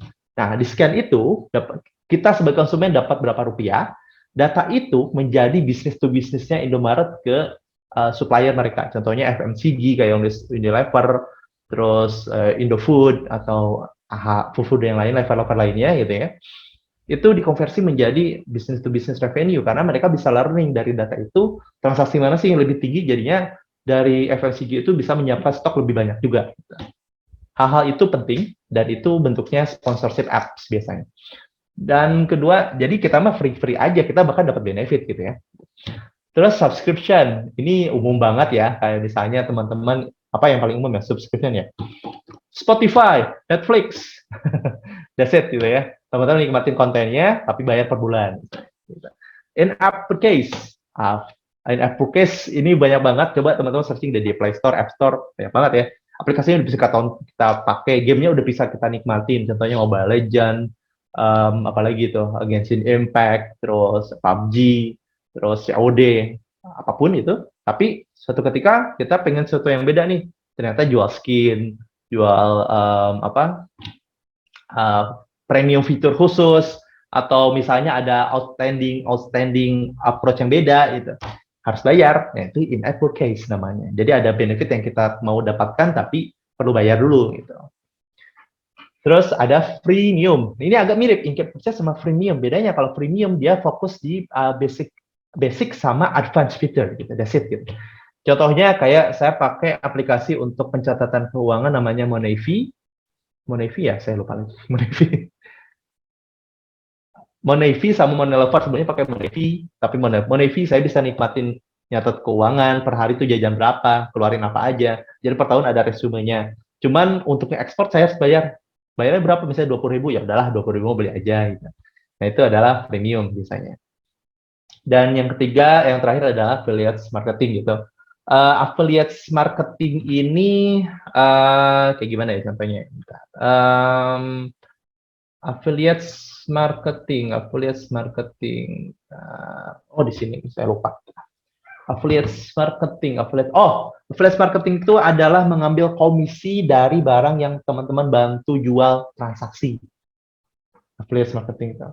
Contohnya, saya nggak tahu apakah Gojek, GoFood itu termasuk affiliates, karena tapi kayaknya affiliate sih. Jadi dia menggenerate revenue dari jasa untuk aplikasinya ke user, ke kita, jasa aplikasinya untuk penjual, sama jasa aplikasinya untuk driver. Mereka dapat komisi dari sana. Sejenis itu. Itu bisa affiliate marketing. Tapi semuanya dapat untung karena bukan charge di depan, tapi ketika transaksi terjadi. Seperti itu. Nah, ada beberapa matriksnya, conversion per impression, conversion per install, conversion per CPC apa yang satu lagi, conversion per saya lupa, nanti kalau ingat saya ingat lagi ya. Tapi ini ada 3 metrik yang cukup menarik, impression, install, dan klik, conversion per klik. Oke. Saya kira itu semua. Jadi tadi marketing, terus monetizing, sama mindset, dan terakhir adalah ini lebih ke basic lagi, ini lebih ke closing statement aja lah ya. Semua orang yang sukses itu punya tujuan atau goal. Kita tidak akan menjadi apapun, jadi siapapun atau kemanapun kalau kita tidak punya tujuan, kita mau kemana dan mau menjadi apa. Norman Vincent Peale. Jadi setiap orang have the purpose, find that purpose for yourself. Oke, terima kasih. Itu aja. Oke, baik. Terima kasih sekali Pak Singgi atas pemaparannya. Luar biasa, banyak sekali yang bisa kita dapat. Sebelum saya masuk ke pertanyaan atau diskusi bareng sama teman-teman, ini ada pertanyaan dari saya, nggak apa-apa kan ya Pak? Boleh Pak Yudi. Oke, ada hal yang menarik, banyak sih sebenarnya yang menarik, tapi saya mungkin ada garis bawahi gitu ya. Tadi ada sedikit penjelasan dari Pak Singgi terkait dengan awareness, itu ada competitor research. Jadi kita itu harus belajar dari kompetitor. Nah, ini mungkin salah satu insight ya Pak ya buat saya. Jadi sepengetahuan saya gitu, dulu itu saya mengurangi sekali kalau misalnya membuat aplikasi atau misalnya ide itu bersamaan dengan kompetitor yang lain. Nah, tadi di pemaparan Pak Singgi itu ada competitor research. Ini bisa dijelasin nggak Pak? Kira-kira bagaimana gitu? Karena kan sekarang juga saya sudah melihat contoh misalnya ada Gojek, ada Grab, ternyata ada lagi di satu aplikasi namanya Maxim. Nah, ini juga saya nggak tahu nih kira-kira tujuannya mau kemana gitu. Padahal kan sudah ada dua raksasa lah istilahnya yang menguasai transportasi online ini. Nah, kira-kira bisa kasih gambaran nggak Pak? Kita kira pada saat kita mau launching, aduh ada kompetitornya nih gitu. Jadi udah down duluan gitu sih. Idenya sudah ada, tapi pada saat ada kompetitor kita harus mundur gitu. Atau misalnya kita harus maju, bagaimana gitu Pak? Oke, ya mungkin mungkin lebih ke bisa jadi ini subjektivitas based on experience sama what to do gitu yang biasa dilakukan. Dulu masih gaungnya find your unique market atau blue ocean, red ocean gitu ya. Kalau saya bahasanya adalah find the right business that growth, udah gitu aja gitu. Dan meskipun dibilang oh, udah ada Tokopedia, udah ada Bukalapak, udah ada Gojek, udah ada Grab, kalau tujuannya untuk apa ya sebetulnya tuh apa sih kapitalisme ya, kalau mengutamakan nggak akan bisa. Jadi meskipun mungkin mereka punya porsi yang besar, tapi untuk mengkapitalis nggak akan bisa karena terlalu besar. Nggak akan bisa. Saat ini saya nggak lihat ada market, bahkan sekelas BUMN pun tidak ada yang bisa mengkapitalis. Mungkin ya, saya nggak tahu PLN ada lagi nggak selain kapitalisme PLN di Indonesia. Masih belum ada sih. Tapi Kayaknya kalau masih, misalnya oh iya, kalau secara profesional masih belum ada, tapi Iya. per daerah yang tidak kerja sama PLN, mereka punya pembangkit sendiri, itu artinya tidak 100% market itu dapat. Gitu ya. Jadi secara area pasti ada celahnya. Nah, makanya kalau misalnya dibilang research ke competitors Ya. adalah kita mencari hal yang baik untuk kita hal yang baik untuk kita lakukan dan yang ternyata mereka gagal lakukan kita tidak lakukan. Bahkan hal yang menarik ya, kalau competitors bisa menyebut misalnya dia valuasinya sekian sekian miliar dolar gitu. Kita pun bisa sama karena kita punya market yang sama. Menariknya sana seperti itu. Jadi kita tidak perlu reinvent the wheel untuk mencari tahu hal itu. Terus ternyata itu aplikasinya udah ada, Tokopedia udah ada, udah jadi super app ya. So what gitu. Nah, yang paling tepat adalah temukan uniqueness-nya dari aplikasi yang teman-teman buat. Gitu. Apa yang beda sih? Apa yang buat beda gitu dibanding itu? Marketnya sama, udah ada, tapi apa bedanya? Gitu. Bedanya di warna ya, yes, oke gitu. Bedanya di warna, di brand sama misalnya kalau misalnya fee-nya ada per transaksi, kalau saya fee-nya adalah per langganan per bulan misalnya untuk misalnya kayak kita buat driving hall baru misalnya kayak drive Gojek baru misalnya. Ya silahkan gitu kan. Jadi misalnya ternyata rate-nya udah ketentu bahkan lebih untung subscribe dibandingkan paid per transaction ya oke gitu kan. Nah, itu adalah uniqueness yang bisa ditemukan. Jadi no worries, lakukan seperti itu. Hal apa saja sih yang bisa dilakukan di sana dengan adanya kompetitor, kita bisa melihat report dari mereka. Kita bisa lihat dari gerak-gerik mereka, understanding the marketnya juga lebih mudah gitu. Terus apalagi ya, menentukan pricing juga lebih mudah, karena kita tahu pricing segitu gitu, komisinya segitu. Gitu. Bahkan dari research pun yang sebelumnya misalnya Gojek, Grab mereka harus tahu dulu mitranya mereka mau bayar berapa, kita tinggal tanya aja, bang kalau Gojek kepotong berapa, kalau 15.000 kepotong 3.000, oh ya udah, berarti sekitar 3.000, lebih simpel malah. Terus marketing biasanya ternyata mereka areanya baru penetrasi di Sumatera sama Jawa Barat, Jawa. Oh ternyata Papua sama Makassar belum nih. Oke kita kuatin iklan di sana gitu. Jadi hal kayak gitu yang bisa ngebantu growth kita lebih cepat malah dengan adanya competitive learning gitu. Gitu sih, so far seperti itu. Bahkan bisa mempercepat kita untuk build the app gitu. Bagus banget nih Pak. Jadi karena ketakutan kita itu kok sama ya idenya gitu. Iya. Ide pasti sama, cuman yang paling penting adalah banyak yang pakai itu aja. Iya, betul Pak. Oke, jadi strategi marketingnya juga. Nah, ini satu lagi nih Pak. Aduh, punten maaf nih saya banyak nanya. Tadi itu saya masih di seputar awareness Pak. Tadi kan Bapak menjelaskan terkait dengan mobile. Ada salah satu poinnya itu kita harus bukan launching ya, tapi awareness-nya itu melalui website gitu. Karena kita kan sudah bergeser nih, sudah tidak dipungkiri kita hampir 24 jam menggunakan handphone dibandingkan dengan kita buka PC atau kalau dulu kan kita interaksi teknologi itu di PC ya Pak. Nah tadi ada sedikit yang menarik, kita membuat aplikasi mobile tapi kita tidak meninggalkan sisi dari websitenya, atau bagaimana ya Pak penjelasannya? Mungkin saya kurang begitu nangkep. Oh, oke. Mobile kan kalau saya sebutnya ya, mobile itu sebetulnya bentuk lain dari website. Cuman memang optimize di handphone. Mostly mobile app itu menampilkan aja, bukan processing. Langka banget processing di client app. Biasanya di server side. Gitu. Jadi another way to approach the consumer, atau sebutannya itu kalau di restoran itu adalah waitersnya gitu, mobile app itu waitersnya gitu. Terus yang di highlight tadi tentang kenapa harus ada website gitu kan? Iya betul. Oke, penting, menarik. Kita tujuan utamanya bukan meniadakan satu sama lain, tapi supporting satu sama lain. Website meskipun dibilang itu kan kita solusinya app, website buat apa? Website untuk membuat branding. Misalnya di website teman-teman menjelaskan fitur apa saja. Nggak selain itu teman-teman publikasi kegiatan apa sudah dilakukan. Selain itu teman-teman mengedukasi konsumennya di lewat sana gitu. Selain itu misalnya ada CS lewat website juga. Selain itu ada dashboard untuk monitoring aktivitas teman-teman misalnya kalau sampai sejauh itu ya gitu ya.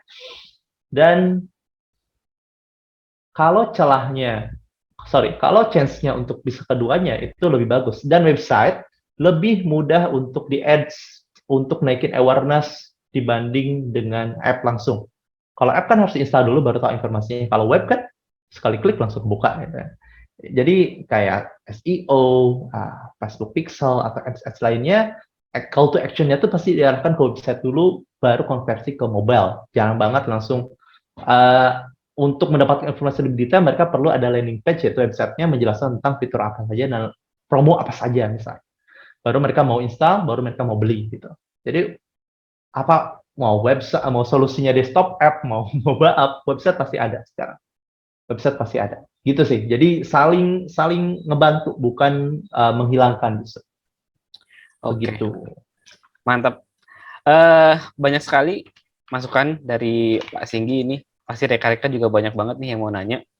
Sebelum kita sesi tanya jawab, Pak, kita coba untuk ice breaking dulu. Tapi sebelum ice breaking nanti saya akan informasikan ice breaking akan dibagi 2 sesi. Ice breaking yang pertama sama setelah diskusi. Jadi ice breaking yang pertama ini kemungkinan hadiahnya tumbler aja.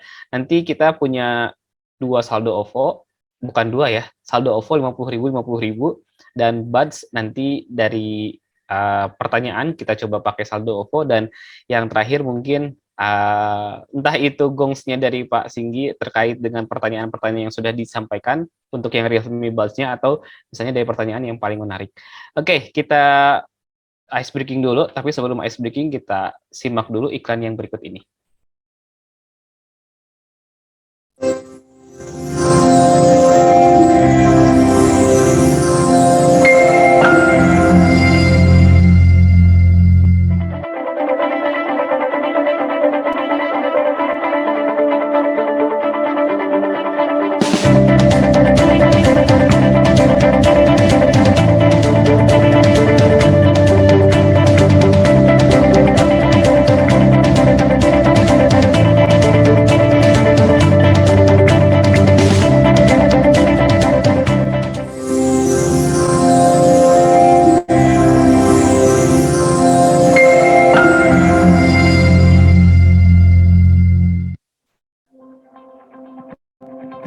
Hai Arsnesia, siapkan dirimu untuk menjadi apa yang kamu inginkan.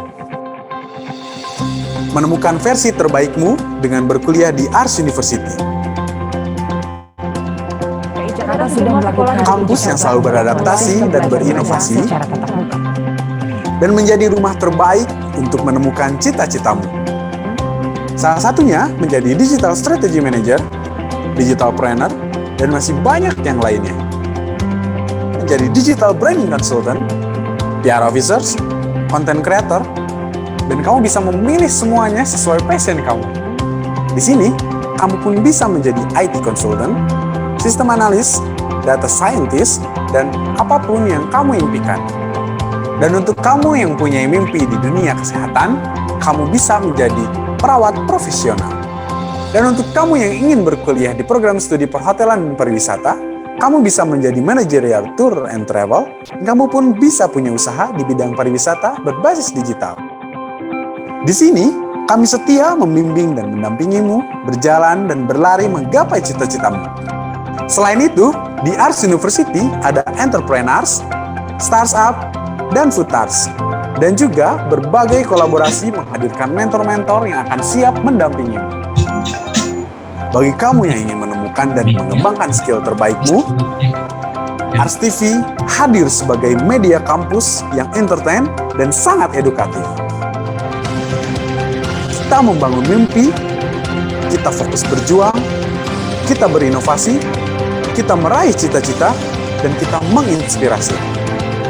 Fokuslah pada cita-citamu, wujudkan impianmu, kami mendukungmu.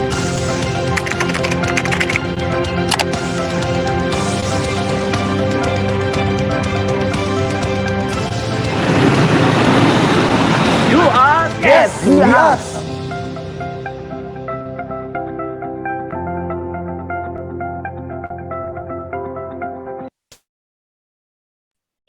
Oke, baik.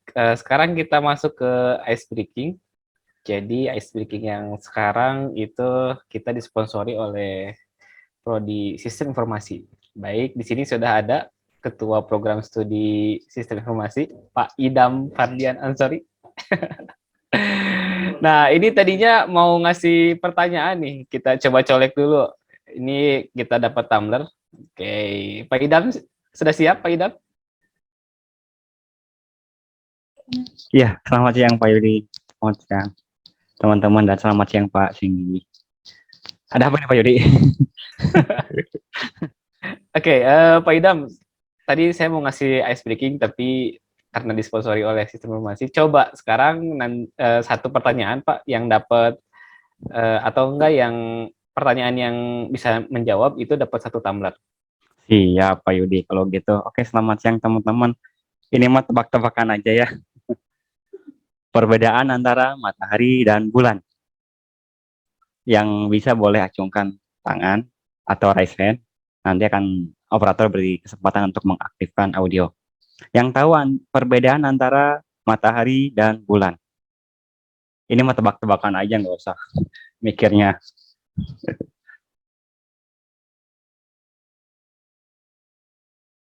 Oke, ada satu orang, Arya.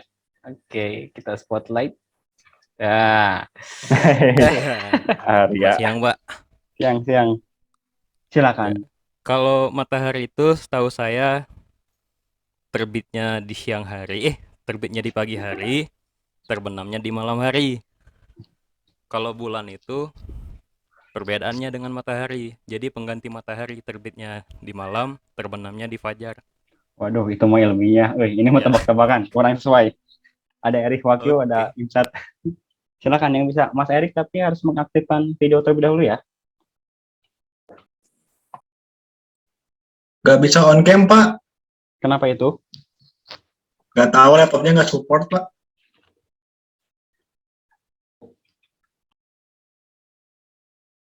Silakan Mas Erik. Langsung aja, Pak. Enggak. Perbedaan antara matahari dan bulan. Ya kan gitu ya, Pak, pertanyaannya. Yoi. Sebenarnya sama-sama aja bulat sih, Pak. Cuman kalau matahari itu kan panas, kalau bulan itu ya bukan, kalau matahari kan tata surya gitu, Pak. Kalau bulan itu ya apa ya? Ya bulan gitu. Oke, saya stop saja, kurang sesuai. Ini mah tebak-tebakan kok, bukan ilmiah. Keluarnya tebak-tebakan. Ikutan nih. Silakan yang lain mungkin. Pak Yudi, kalau nggak ada yang jawab, buat saya kan ya? Saya, Pak. Pak.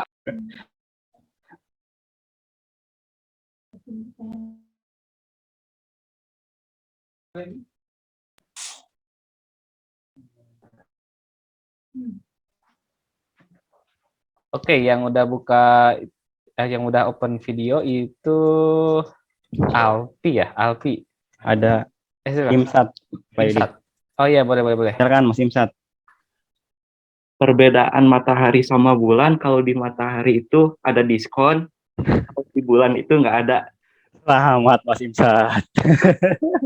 Itu jawabannya. Terima kasih Pak Yudi. Ya, nanti yang beruntung akan dihubungin oleh operator. Baik, yang berikutnya ini terkait dengan saldo OVO. Kita pasti punya 2. Ini akan diambil dari 2 sesi pertanyaan. Jadi nanti akan ada 2 sesi Pak Singgi.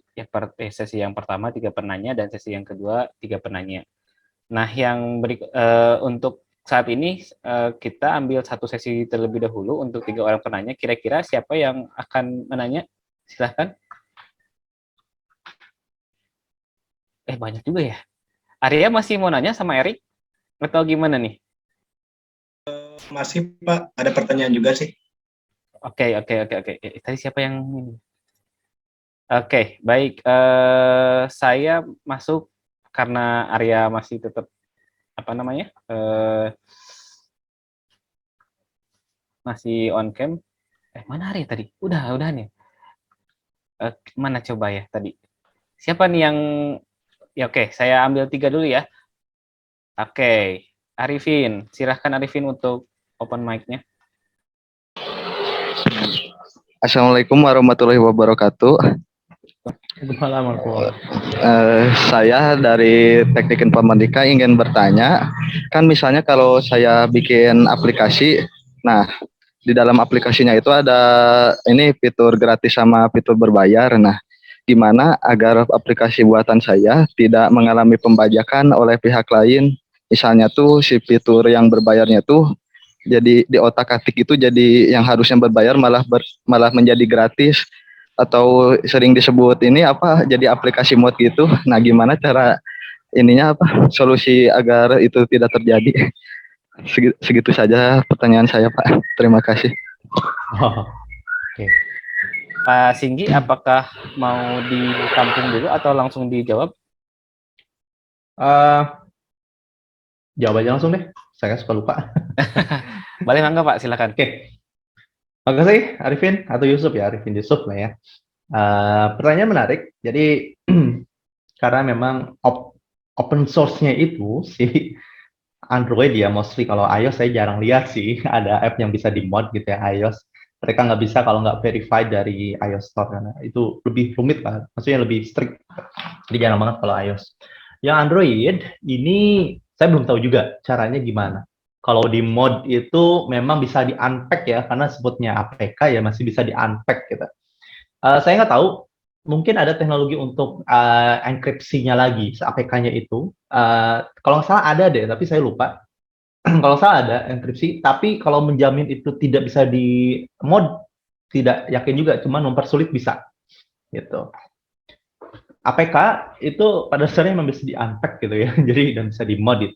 Kalau ketemu sesuatu yang bisa di-mod dan bisa dijadikan gratis ya terjadilah gitu kan. Paling tidak sesuatu hal itu bisa dipersulit aja, tapi saat ini saya belum tahu caranya untuk tidak bisa terjadi. Gitu.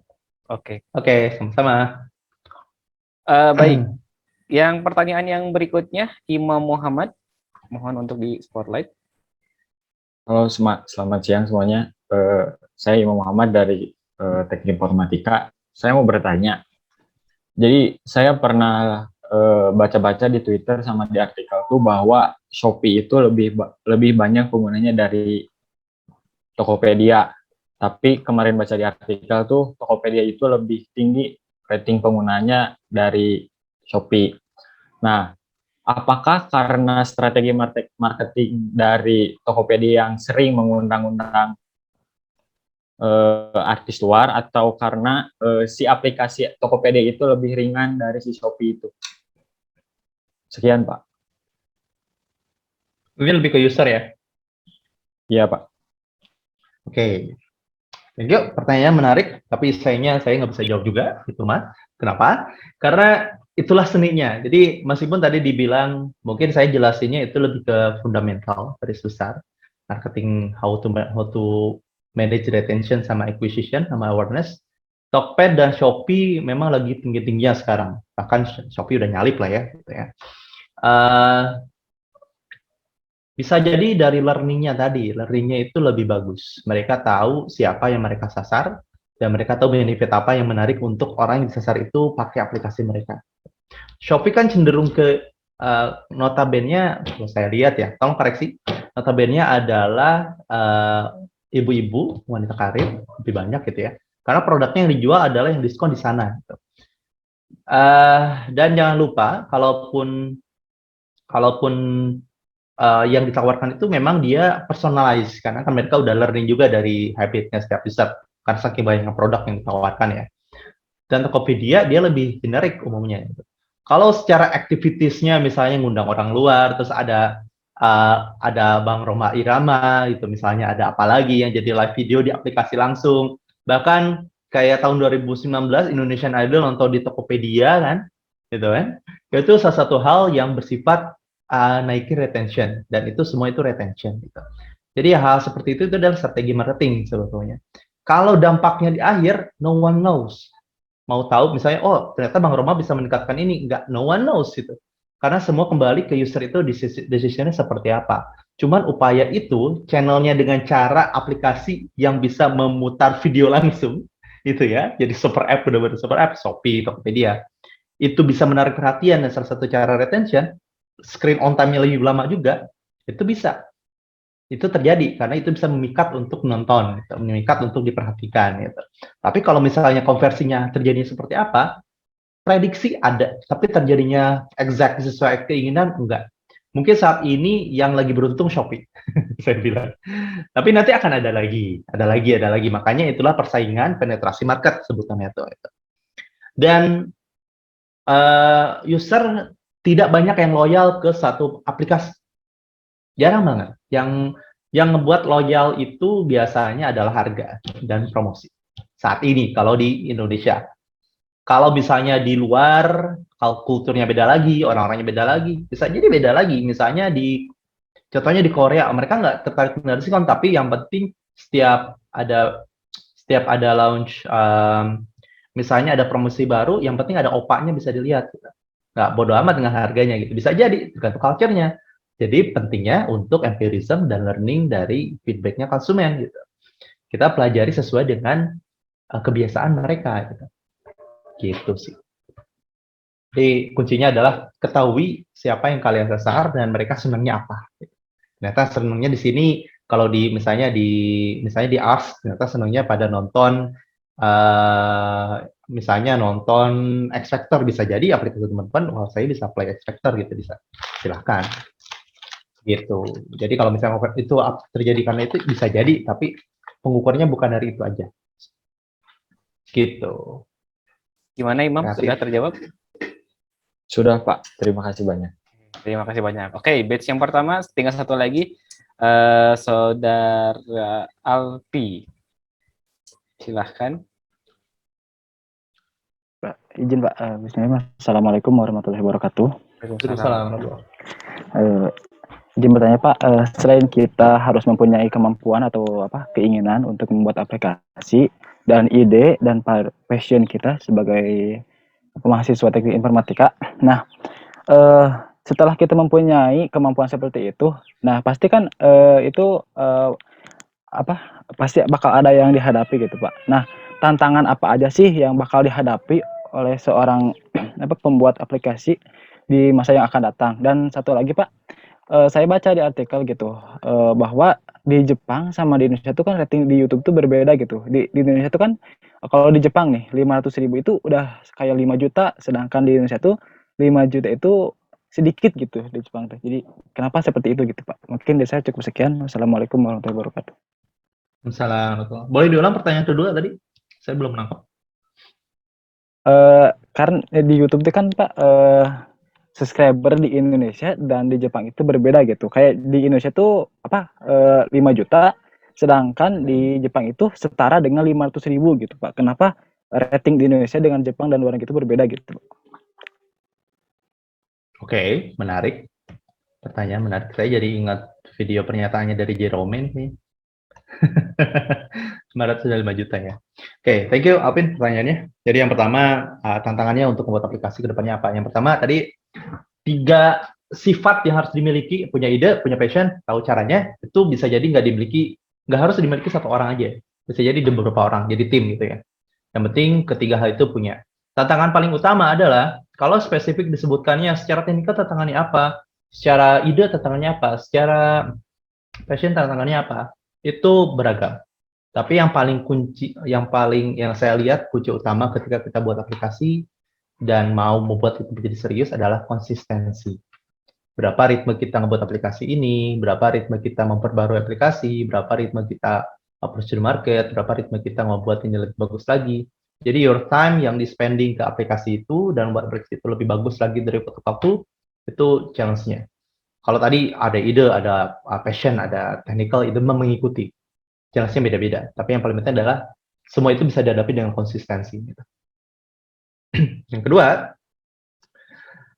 kembali, kalau kenapa Jepang dan Indo beda tuh banyaknya beda tuh, saya itu terlalu generik ya bahasanya, kalau sebutnya 500.000 dengan 5 juta.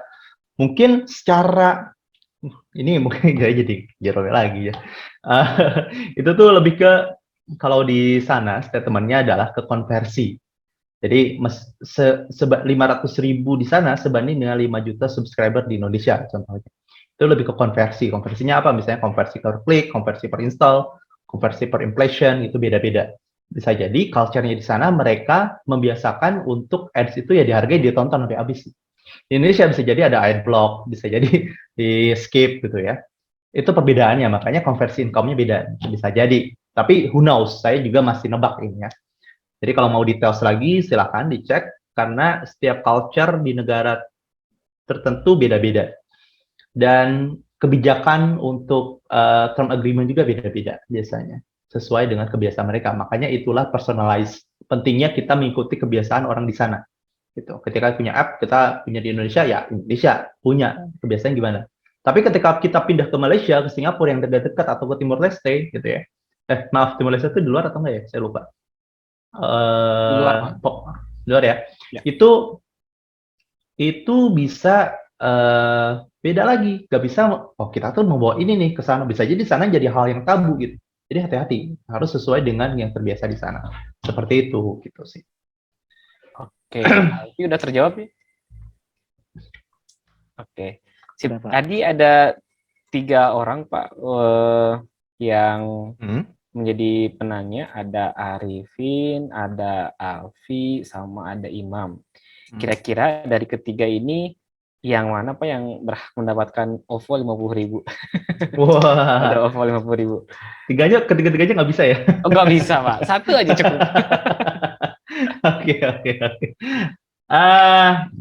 Oke. No offense ya teman-teman, tapi yang menarik menurut saya dari pertanyaannya tadi, kalau sesuai topik ya, kalau sesuai topik itu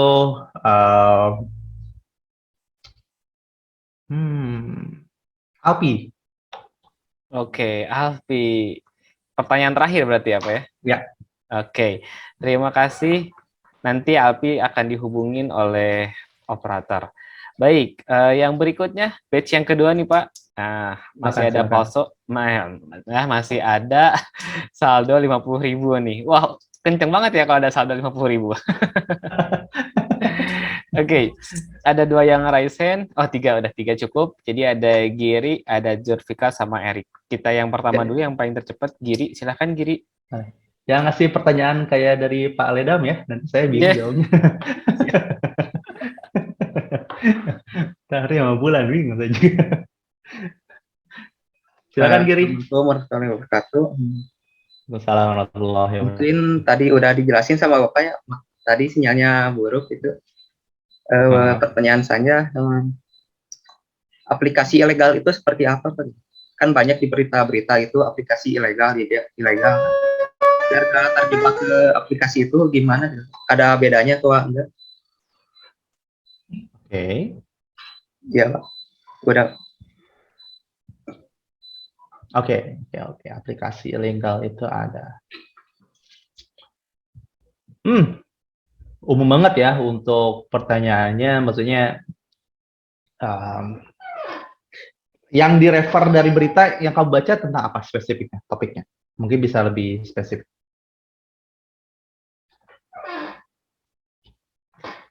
Karena ilegal bisa jadi tidak sesuai regulasi, bisa jadi karena tadi pertanyaannya dari siapa saya lupa tadi, dari Arifin, karena dibajak gitu. Ilegal tuh banyak gitu, Jadi kalau misalnya aplikasi ilegal hasil bajakan, download dari torrent atau download dari APK mod kayak gitu ya misalnya, yang marketplace yang bersifat modif atau mod gitu ya. Jadi ilegal, jadi fitur yang premium jadi free ya, that's illegal gitu. Dan ilegal APK itu lebih condong ke ditanamnya malware untuk tracking data yang semestinya private dan tidak sesuai regulasi dari Google Play Store atau App Store. Kalau download di luar dari App Store sama Play Store, biasanya terjadi seperti itu. Jadi malware, nyuri password, nyuri apa, tracking data personal kita, kontak kita. Itu konteks aplikasi yang ilegal dapatnya dari mana.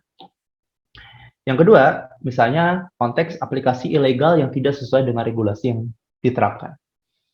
Paling umum yang sering terjadi dan korbannya banyak sekarang adalah aplikasi ilegal pinjol, pinjaman online. Banyak kan? Semua orang bisa buat aplikasi. Semua orang gitu ya. Dan seringnya terjadi di aplikasi dari, aku takutnya mendiskreditkan, tapi mostly terjadi di mobile Android app. Karena mungkin dia tidak se-strict itu untuk tahu regulasi di Indonesia seperti apa. Dan umumnya juga, yang lebih parahnya lagi, aplikasinya bahkan diinstal langsung download APK dari website gitu ya. Tidak udah nggak dijamin sama Google, juga nggak dijamin dari mana sumbernya gitu. Bahkan meskipun dilampirkan sebagai OJK, tapi ternyata bukan dari OJK. Nah, itu adalah ilegal karena tidak sesuai persyaratan dari OJK, dari BI atau apapun. Misalnya ada syarat tidak boleh menarik data pribadi atau kontak dan mengkontak semua orang gitu, atau KTP disalahgunakan untuk di apapun gitu, tapi mereka mencantumkan itu boleh digunakan dan boleh dipakai dan boleh kontak siapapun. Itu udah ilegal.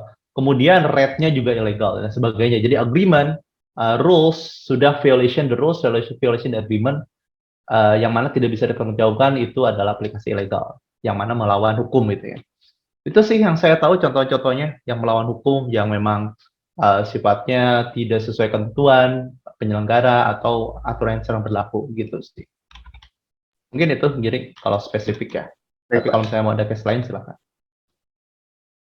Oke. Oke, sudah terjawab Giri? Ya, udah Pak. Oke, terima kasih Giri. Saya ke pertanyaan yang berikutnya ke Muhammad Zulfikar Sidik, silakan. Oh, namanya sama ya? Ya. Kedengaran jelas Pak suara saya? Oh ya, jelas. Oke, ya. Ya, terima kasih sebelumnya Pak atas kesempatannya. Saya ada 2 pertanyaan Pak. Untuk pertanyaan yang pertama kan tadi Bapak sempat menyinggung tentang user experience gitu, pentingnya user experience. Nah, yang saya ingin tanyakan di sini ketika kita nih Pak, gitu sebagai seorang programmer misalkan membuat sebuah aplikasi baru. Nah, otomatis kan kita belum mempunyai apa namanya itu peminat yang banyak yang ke aplikasi kita. Nah, sedangkan kita butuh apa saran atau masukan dan lain sebagainya untuk mengembangkan aplikasi kita gitu agar menjadi besar gitu atau lebih baik gitu. Nah, sedangkan yang saya lihat ketika misalkan kita si aplikasi kita ini sudah ada di App Store ataupun di di App Store gitu Pak, misalkan itu kayak ada rating dan sebagainya. Memang ada beberapa yang misalnya memberikan masukan dan lain sebagainya, tapi ada juga yang memang cuma hanya mengisi asal gitu Pak. Gitu. Nah, selain dari rating-rating tersebut, apakah kita bisa mengambil saran atau masukan lain untuk mengembangkan aplikasi kita dari media apa gitu Pak? Itu untuk pertanyaan yang pertama. Nah, untuk pertanyaan yang kedua Pak, adalah tentang ini Pak. Misalkan nih Pak, kita ya sebagai seorang pemula gitu Pak, kita membuat sebuah aplikasi gitu. Nah, kita kan otomatis misalkan kita bikin contoh aplikasi kayak Shopee gitu misalkan ataupun Tokopedia dan sebagainya. Tapi kan kita masih pemula dan juga maksudnya belum punya apa ya ibaratnya kayak tim marketing dan sebagainya gitu Pak. Nah, menurut Bapak langkah apa saja yang bisa kita lakukan gitu agar kita bisa membuat aplikasi kita itu dikenal oleh banyak orang dan juga bisa menarik para investor dan sebagainya gitu Pak. Itu. Mungkin cukup itu dari saya. Terima kasih atas kesempatannya.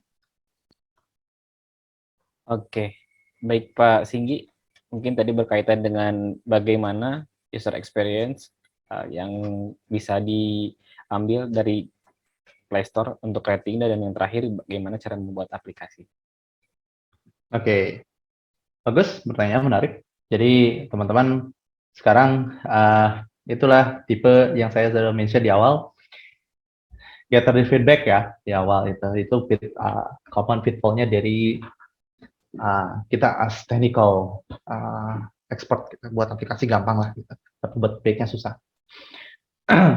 Pertama, jangan ngandelin dari orang mau sukarela install aplikasi dan ngasih review di Play Store aja. Itu bisa di channel lain, tahap lain. Yang paling pertama adalah bisa dari feedback dari tim kamu sendiri, kalau misalnya kamu ada tim, bisa dari feedback teman-teman sekitar kamu yang kamu approach untuk coba kasih review dong. Direct approach, samperin mereka, install dong, menurut lu gimana? Wawancari langsung. Jadi skala kecil dulu, baru melebar dari sana. Karena fondasi itu pun udah cukup untuk ngebuat aplikasi kamu lebih bagus lagi. Yang jelas, jangan sampai semua masukan dan ide tersebut muncul dari pemikiran kamu sendiri. Jadi dari orang sekitar, dari keluarga, dari tetangga, kalau misalnya ternyata aplikasinya untuk tetangga bisa lah ya, gitu, umurnya gitu. Bisa, apresiasi mereka. Bentar dong, bisa nggak bantu install dulu aplikasinya? Aku punya aplikasi, nggak harus ke App Store, ke Play Store dulu. Kirim aja APK. Menurut lu gimana? Oh, bagus nih. Buat apa ya? Bagus, buat apa gimana? Coba. Jadi, pas mereka install, kalian jelasin. Jadi, hard selling langsung. Karena nggak ada cara lain selain itu untuk dapat data di awal. Hard selling dulu. Kamu, saya ada Codepolitan. Codepolitan so far dulu buat aplikasi, tapi ternyata tidak bagus konversinya, dan nggak ada yang maintain, jadinya kita website aja fokusnya sekarang. Pasti adalah kalau misalnya kita mengenalkan ide kita, produk kita, atau misalnya bisnis kita jelasin dulu. Kan orang nggak akan tahu tiba-tiba coba terus nyobain apa. Jelasin dulu, gue ada aplikasi ini, baru buat ini, cobain dong. Ini buat gini-gini, lo bisa booking buku-bukuku lo, lo bisa booking ini. Bisa pinjam buku di mana? Nggak pernah baca buku, wah parah. Pinjam buku, ini bisa pinjam buku, bisa apa? Oh gitu ya, menarik ya. Ya nanti bukunya bisa dikirim juga, JNE, misalnya. Wah menarik juga itu. Jadi kalian harus jelasin langsung ke orang sekitar. Dapat feedbacknya, baru dari sana feedbacknya apalagi, wah ternyata ini warnanya nggak menarik nih, gitu. Oh, mungkin itu preferensi mereka. Tapi ternyata dari range-nya persona teman-teman, saya kan tadi 11 sampai 20 umur 20, teman-teman wawancarai, misalnya ngobrol sama 100 orang contohnya, dan bilang kalau warnanya kurang menarik itu 80 orang, berarti harus ganti warna. Gitu. Hal kayak gitu aja, direct aja dulu. Nggak harus nunggu, wah ini harus pakai ads dulu, harus. Dari sekitar teman-teman aja, sesuai dengan persona yang mau kalian buat. Oke.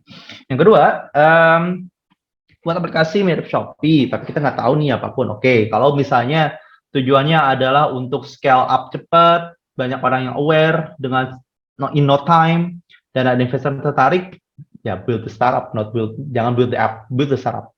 Kalau build the startup, not starting with the app, starting with ideas and solutions. Building startup itu lebih ke how to impress others without the app first. Jadi kalian datang, kalian sebagai orang yang tepat untuk menyelesaikan masalah itu. Gitu. Kalian melihat suatu hal yang ganjal dengan Shopee dan Tokopedia, dan kalian melihat ada painful segmen market yang kalian teman-teman ingin penetrasi dan Tokopedia, Shopee belum punya. Saya mau masuk ke sana. Jelasin approach-nya langsung ke investor. Gitu. Atau ikut akselerator, atau ikut pitching lomba misalnya. Silakan. Karena kalau misalnya mau cepat, emang harus pakai ads. Gak ada cara lain. Saat ini ya. Karena organik bisa, tapi lama banget. Lama banget. Dan teman-teman effortnya besar.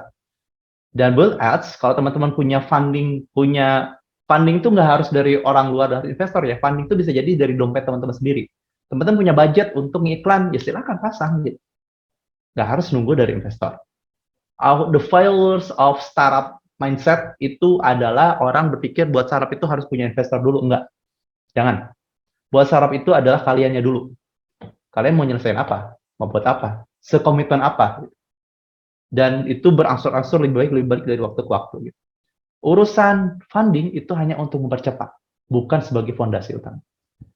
Tapi kalian dulu yang datang. Gitu. Jadi kalau misalnya caranya paling cepat, ya belum ada lagi selain ads. Tapi yang paling unik untuk menarik investor adalah cari uniqueness. Baru pitching. Gitu, Sulfikar. Oke. Oke, mungkin menjawab ya. Tadi mungkin sedikit tambahan aja, Zulfikar.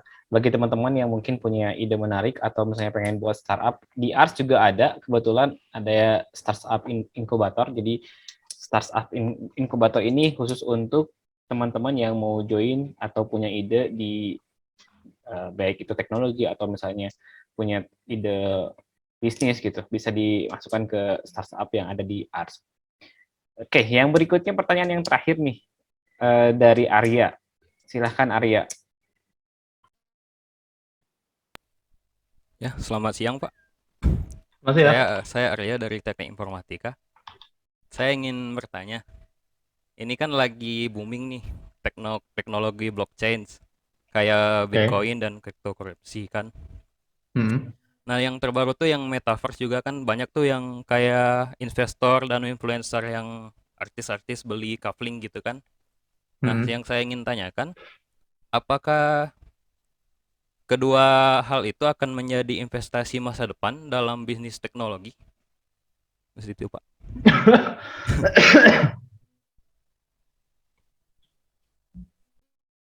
Oke. Thank you, Arya. Jadi soal blockchain, metaverse, ya blockchain itu teknologi ya. Tapi kalau yang sedang diperjualbelikan sekarang tuh cryptocurrency-nya. Jadi kayak apa? Yang paling pertama tuh Bitcoin, terus Ethereum, Ethereum NFT lagi ya. Ethereum NFT itu yang menarik itu kemarin ya. Gozali Everyday ya.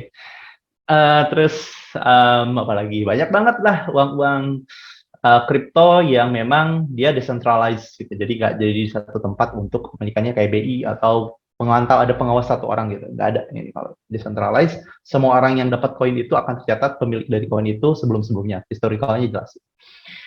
Metaverse sendiri itu I don't know. Metaverse apakah menjadi investasi yang menarik? Tapi menurut saya investasi yang menarik saat ini tetap berlaku adalah ya beli tanah aja langsung, nggak harus beli tanah dulu ya. Tanah aja udah mahal, kenapa harus ke metaverse duluan gitu. Physically gitu. Saya belum tahu mendalam metaverse seperti apa. Cuma emang slotnya untuk beli di sana tidak semua orang mampu untuk membelinya gitu. Karena biasanya langsung diborong sama pemilik khusus atau perusahaan besar biasanya. Mereka udah booking duluan gitu. Mau jadi investasi masa depan, personally I don't know. Itu bisa jadi investasi menarik atau enggak di masa depan. Kripto mungkin ada kemungkinan menjadi uang masa depan. Kalau nggak salah BI juga sekarang lagi membicarakan untuk rupiah jadi kripto. Gitu. Tapi masih dalam penggodogan. Jadi sebetulnya kripto tinggal satu tahap lagi untuk di dunia ini diakui, yaitu legalitas. Sekarang itu masih belum jadi legalitas sebagai transactional coin. Legalnya belum pasti, tapi masih bisa dilakukan dengan badan tertentu ya. Misalnya kalau di Indonesia kan ada toko kripto ya, di luar ada banyak tuh kayak Binance dan sebagainya. Tapi secara transaksi terbuka belum bisa, karena belum ada standardized pengakuan di dunia bahwa kripto adalah uang untuk transaksi. Dan konversi sistem belum ada. Hanya itu, tinggal itu. Jadi itu mungkin yang paling dekat, yang paling jelas mesti menjadi investasi. Dan kalau metaverse saya kurang tahu. Bagus atau enggak, cuman modalnya gede banget. Dan itu karena dia berurusan dengan land, area, atau virtual area yang bisa teman-teman beli, ya silahkan beli aja kalau emang ada uangnya. Cuman untuk saat ini culture-nya kalau kita hidup di Indonesia, sekarang butuhnya seperti apa? Kita butuhnya rumah, ya physically rumah ya udah ada cukup. Rumah atau tanah gitu ya. So, silahkan bijak aja, kalau emang punya uang lebih silahkan. Tapi hati-hati, karena ini masih early adopters, loss-nya tinggi. Kita masih di area early adopters, itu loss-nya akan tinggi banget, risk-nya tinggi banget. Oke, lanjut. Mungkin itu ya, kejawab ya kali ya, Arya ya? Iya, Pak. Tapi kalau kamu mau pelajarin blockchain, kripto, pelajarin aja, itu menarik banget. Karena sekecil apapun sekarang, perkembangan kedepannya akan semakin bengkak karena dia limited angkanya. Gitu. Jadi hal-halamnya belum jelas. Kalau memang tidak terlalu teman-teman tidak terlalu tahu hal itu silakan dilakukan. Tapi belum jelas. Sekarang masih perdebatan di antara ulama juga. Tapi secara bukti itu jelas. Gitu. Tapi hal-halamnya belum diputuskan. Gitu sih, silahkan pelajari aja. Metaverse saya belum tahu, itu terlalu early, bahkan bisa dibilang itu produk jualan baru aja sebetulnya. Oke. Sudah Thank you. jelas mungkin ya? Ya, Arya? jelas Pak. Terima kasih Pak. Oke, sebelum ditutup ada 3 tadi penanya, saya start dulu sama Giri. Nah, ada 3 nih Pak, ada Giri, ada Zulfikar sama Arya.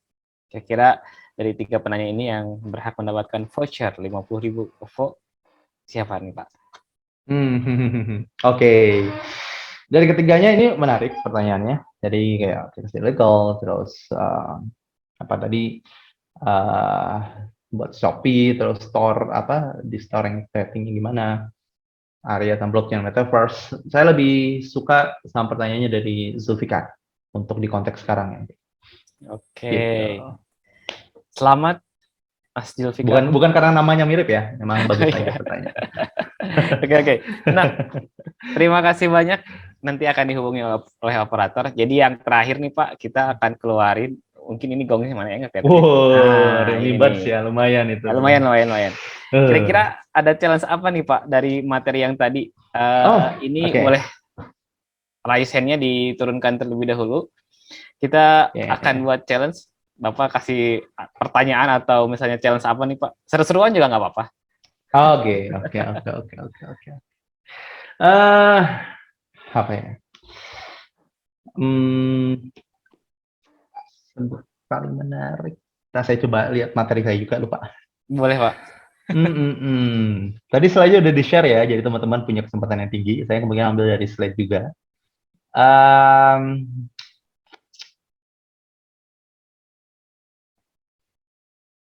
Ini cepet-cepetan ya. Saya nanti langsung dicek cepet-cepetan ini.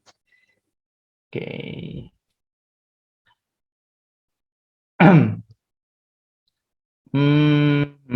Bentar. Oke, ini singkat aja ya, karena ini berurusan dengan marketing dan numbers. Tolong jelaskan apa itu CPI, CPM, dan CPC. Oke, ini yang terakhir nih, materi yang terakhir. Oke, Agus nih, luar biasa. Oke, kita coba dulu, Agus. Silakan, CPI, CPM, sama CPT. Iya bener ya? Saya bisa salah nih, Pak. Iya, benar. Bener ya? Silakan. Ayo, searching dulu deh. Enggak. Ayo, Gus. Apa, Gus? CPM. Lupa lagi. Cost per apa aja tadi Pak? Maaf. CPM, CPI, dan CPC. Oh ya. CPI itu cost per install, CPC itu cost per klik. Kalau CPM itu saya kurang tahu sih, cost per apa. Oke, simpan dulu ya. Lanjut ya. Oke, masih ada lagi yang bisa? Tinggal satu lagi.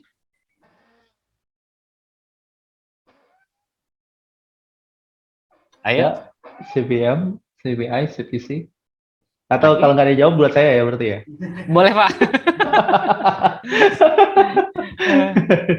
Kita hitung dari 5, 4, 3, 2, 1, nanti kita akan ganti untuk pertanyaannya. Oke, kita hitung 5, 4,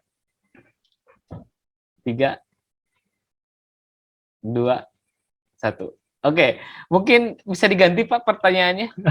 Oke, tapi biar teman-teman ingat lagi, CPI tadi udah betul CPI sama CPC-nya, cost per install, cost per klik, CPC, CPM itu cost per impressions, CPM. Jadi impresinya berapa banyak. Oke, pertanyaan diganti ya.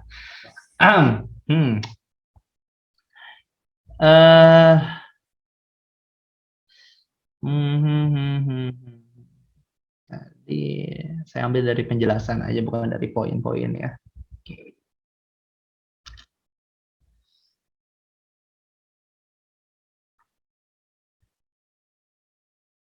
Tadi saya sempat ngasih contoh kalau satu startup sebelumnya yang oke banget, yang pakai referral program dan dia termasuk sukses banget. Startup apakah itu atau produk apakah itu? Silakan. Tuh, ini gampang banget nih. Referral program. Silakan, Oke, Ricky. Ricky silakan. Dropbox bukan, Mbak? Ya, betul. Harusnya 3, Pak. Kita sebutin 3 aja. Ayo apa dulu? Biar agak susah, agak menantang. Emang 3 sih tadi contohnya. Iya. Tapi yang paling gede itu. Ya udah, oke. Ricky jadiin 3 tuh cuma sulit katanya. Ayo Dropbox apa sudah aja, betul. Ki? Saya ingat sih soalnya. Saya coba. Tadi saya sebutin 3 ya contohnya ya. Mm-mm. Lokal 2 deh kalau nggak salah. Ya, lokal 2. Apa, Ayo, Ki? ada. Lanjut, Ki. Kaskus sama Dropbox kan apa ya? Terus Dropbox sama satu lagi ada. Dari Money lah saya kasih apa namanya tuh? Spoilernya lah. Udah nih? Nyerah nih? Terus spoilernya tadi Money. Ya. Ayo, satu lagi. Satu lagi. Klik bukan, Mbak? Ya, satu lagi apa? Oh.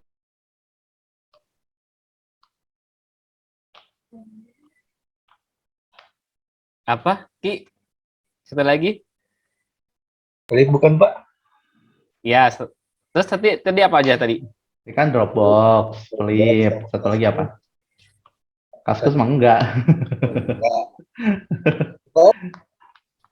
Ayo tuh, yang lain udah nungguin tuh. Iya. Saya hitung ya. 5, 4, 3, 2, 1. Oke. Tadi Arya dulu atau Erik dulu ya? Tadi saya nggak ngelihat nih. Paling atas kayaknya deh, Erik dulu kayaknya biasanya. Erik dulu ya? Coba Erik. Tapi Erik nggak bisa di spotlight, Pak. Oh gitu. Karena video aja nggak ini. Kurang beruntung ya, Erik ya? Kasihan. Coba. Aduh. Arya. Yang pertama Dropbox. Yang kedua aplikasi perbankan Bank Jago kalau nggak salah, Pak. Terus? Yang ketiga. Satu lagi apa? Ada 3. Tadi udah disebutin. Flip. Oh. Oke. Jadi apa aja? Dropbox, Bank Jago, sama Flip. Oke. Selamat Anda mendapatkan. Terima kasih, Pak. Tadi Arya dapat 50.000 nggak sih? Enggak kan? Enggak, Pak. Enggak. Oke, selamat Arya. Iya, Pak. Ya. Terima kasih. Baik, yang terakhir mungkin ada pertanyaan lagi dari Pak Idam terkait dengan ice breaking. Pak Idam silakan, mau ada ice breaking lagi? Belum ada keluar nih satu lagi tumbler. Biar nanti Mas Inggi ikut. Saya ikut tebak, Pak. Siap. Apa nih, Pak Yudi? Timer lagi ya? Iya ya. Ya udah tebak-tebakan lagi aja deh buat teman-teman, lumayan. Tadi juga gagal menjawab. Ayam apa yang paling gede?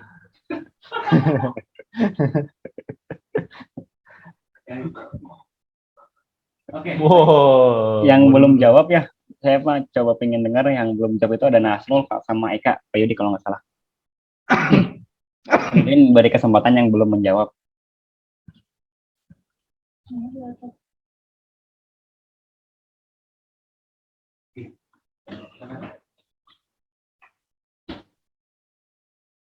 Silakan, Mas Eka sudah di spotlight, diberi kesempatan untuk menjawab. Ayam semesta, Pak. Selamat, langsung. Lumayan ya Tumblr ya. Oke, oke. Nanti akan dihubungin sama operator ya untuk hadiahnya. Baik, berakhirnya diskusi dan tanya jawab dan yang terakhir ice breaking. Saya berterima kasih kepada Pak Singgi yang telah berkenan hadir Pak di acara webinar hari ini. Banyak-banyak terima kasih, banyak juga ilmu yang kita terima. Semoga ini bukan kerjasama yang terakhir, tapi nanti ada kerjasama yang lainnya. Tapi sebelum acara ini berakhir, Pak, kita akan adakan sesi foto atau penyerahan e-sertifikat. Pak Yudi, boleh saya nge-share info? Boleh, Pak. Oke. Kebetulan saat ini, mungkin saya share screen ya. Jadi kebetulan saat ini Kodepolitan lagi ngadain lomba gitu ya sama Alibaba Cloud. Jadi teman-teman yang tadi nggak dapat earbuds, nggak dapat uang 50.000, nggak apa-apa, nggak masalah. Lombanya ini hadiahnya 200 juta soalnya. Jadi kalau mau ikutan. Saya coba buka dulu ya websitenya sebentar. Oke, ini saya sebentar aja. Share screen. Jadi lombanya tentang ini. Cloud Challenge. Jadi buat website, tapi pakai website builder. Jadi nggak harus coding dari awal, tapi website builder setelah itu teman-teman percantik deh. Terus integrasi sama apa aja terserah idenya gitu. Adanya juara pertama $3.000. Itu ya kebelilah MacBook Pro 16 inci gitu ya. Itu satu orang. Terus yang yang juara kedua 1.000 itu kebeli yang MacBook Air 512 GB kebelilah. Terus untuk 2 orang. Untuk yang 3, dia ada 500 cash. Oh ya, lupa, itu kan cashnya. Ada bonus kreditnya juga, jadi teman-teman bisa beli server di Alibaba Cloud. Dan merchandise, sertifikat sama reference letter. Kalau ini penting banget reference letter untuk kerja, ini reference letter, karena reference letternya dari Alibaba Cloud langsung. Dan ini hadiah untuk yang lainnya, kredit sama official, untuk yang hadiah utamanya ya. Selanjutnya, masih ada kesempatan, kita kan ditutupnya 24 Februari, jadi masih aman. Besok ada workshop untuk cara pakai AliCMS-nya, daftar aja, ada bannernya, silakan lihat IG Kodepolitan sama IG Cloud. Kalau nggak menang, teman-teman dapat AliCMS 1 tahun, jadi website builder-nya setahun secara gratis, setelah teman-teman submit. Membership Kodepolitan 3 bulan, Alibaba Cloud Academy, di sana ada beberapa sertifikasi juga, 1 tahun secara gratis, sama merchandise untuk yang cepet-cepetan, merchandise-nya tas sama tumbler. Terus sama ada e-wallet, hadiahnya sama lah, hampir sama lah gitu. Cuma $5 itu ya. Dan ini silakan teman-teman dicek aja websitenya. Kalau mau penasaran lebih detail, silakan cek IG-nya Kodepolitan, IG-nya Recloud, sama Alibaba Cloud. Terus nanti join ke grupnya, ada grup Q&A juga. Silakan ikutan, kesempatannya siapapun bisa join. Dan masih ada kesempatan banget. Teman-teman submit aja dulu. Submit itu bisa diperbaiki sampai 24 Februari. Gitu aja. Terima kasih Pak Yudi kesempatannya. Jadi silakan ikutan lombanya. Siapapun bisa ikutan ini mah. Terima kasih banyak Pak. Mohon maaf atas segala kekurangan atau ada tutur kata yang tidak berkenan. Saya mungkin akan tutup untuk acara hari ini dengan ucapan hamdalah. Alhamdulillahirrahmanirrahim. Terima kasih teman-teman yang sudah join. Saya tutup acara. Wassalamualaikum warahmatullahi wabarakatuh. Waalaikumsalam. Terima kasih teman-teman semua. Terima kasih Pak.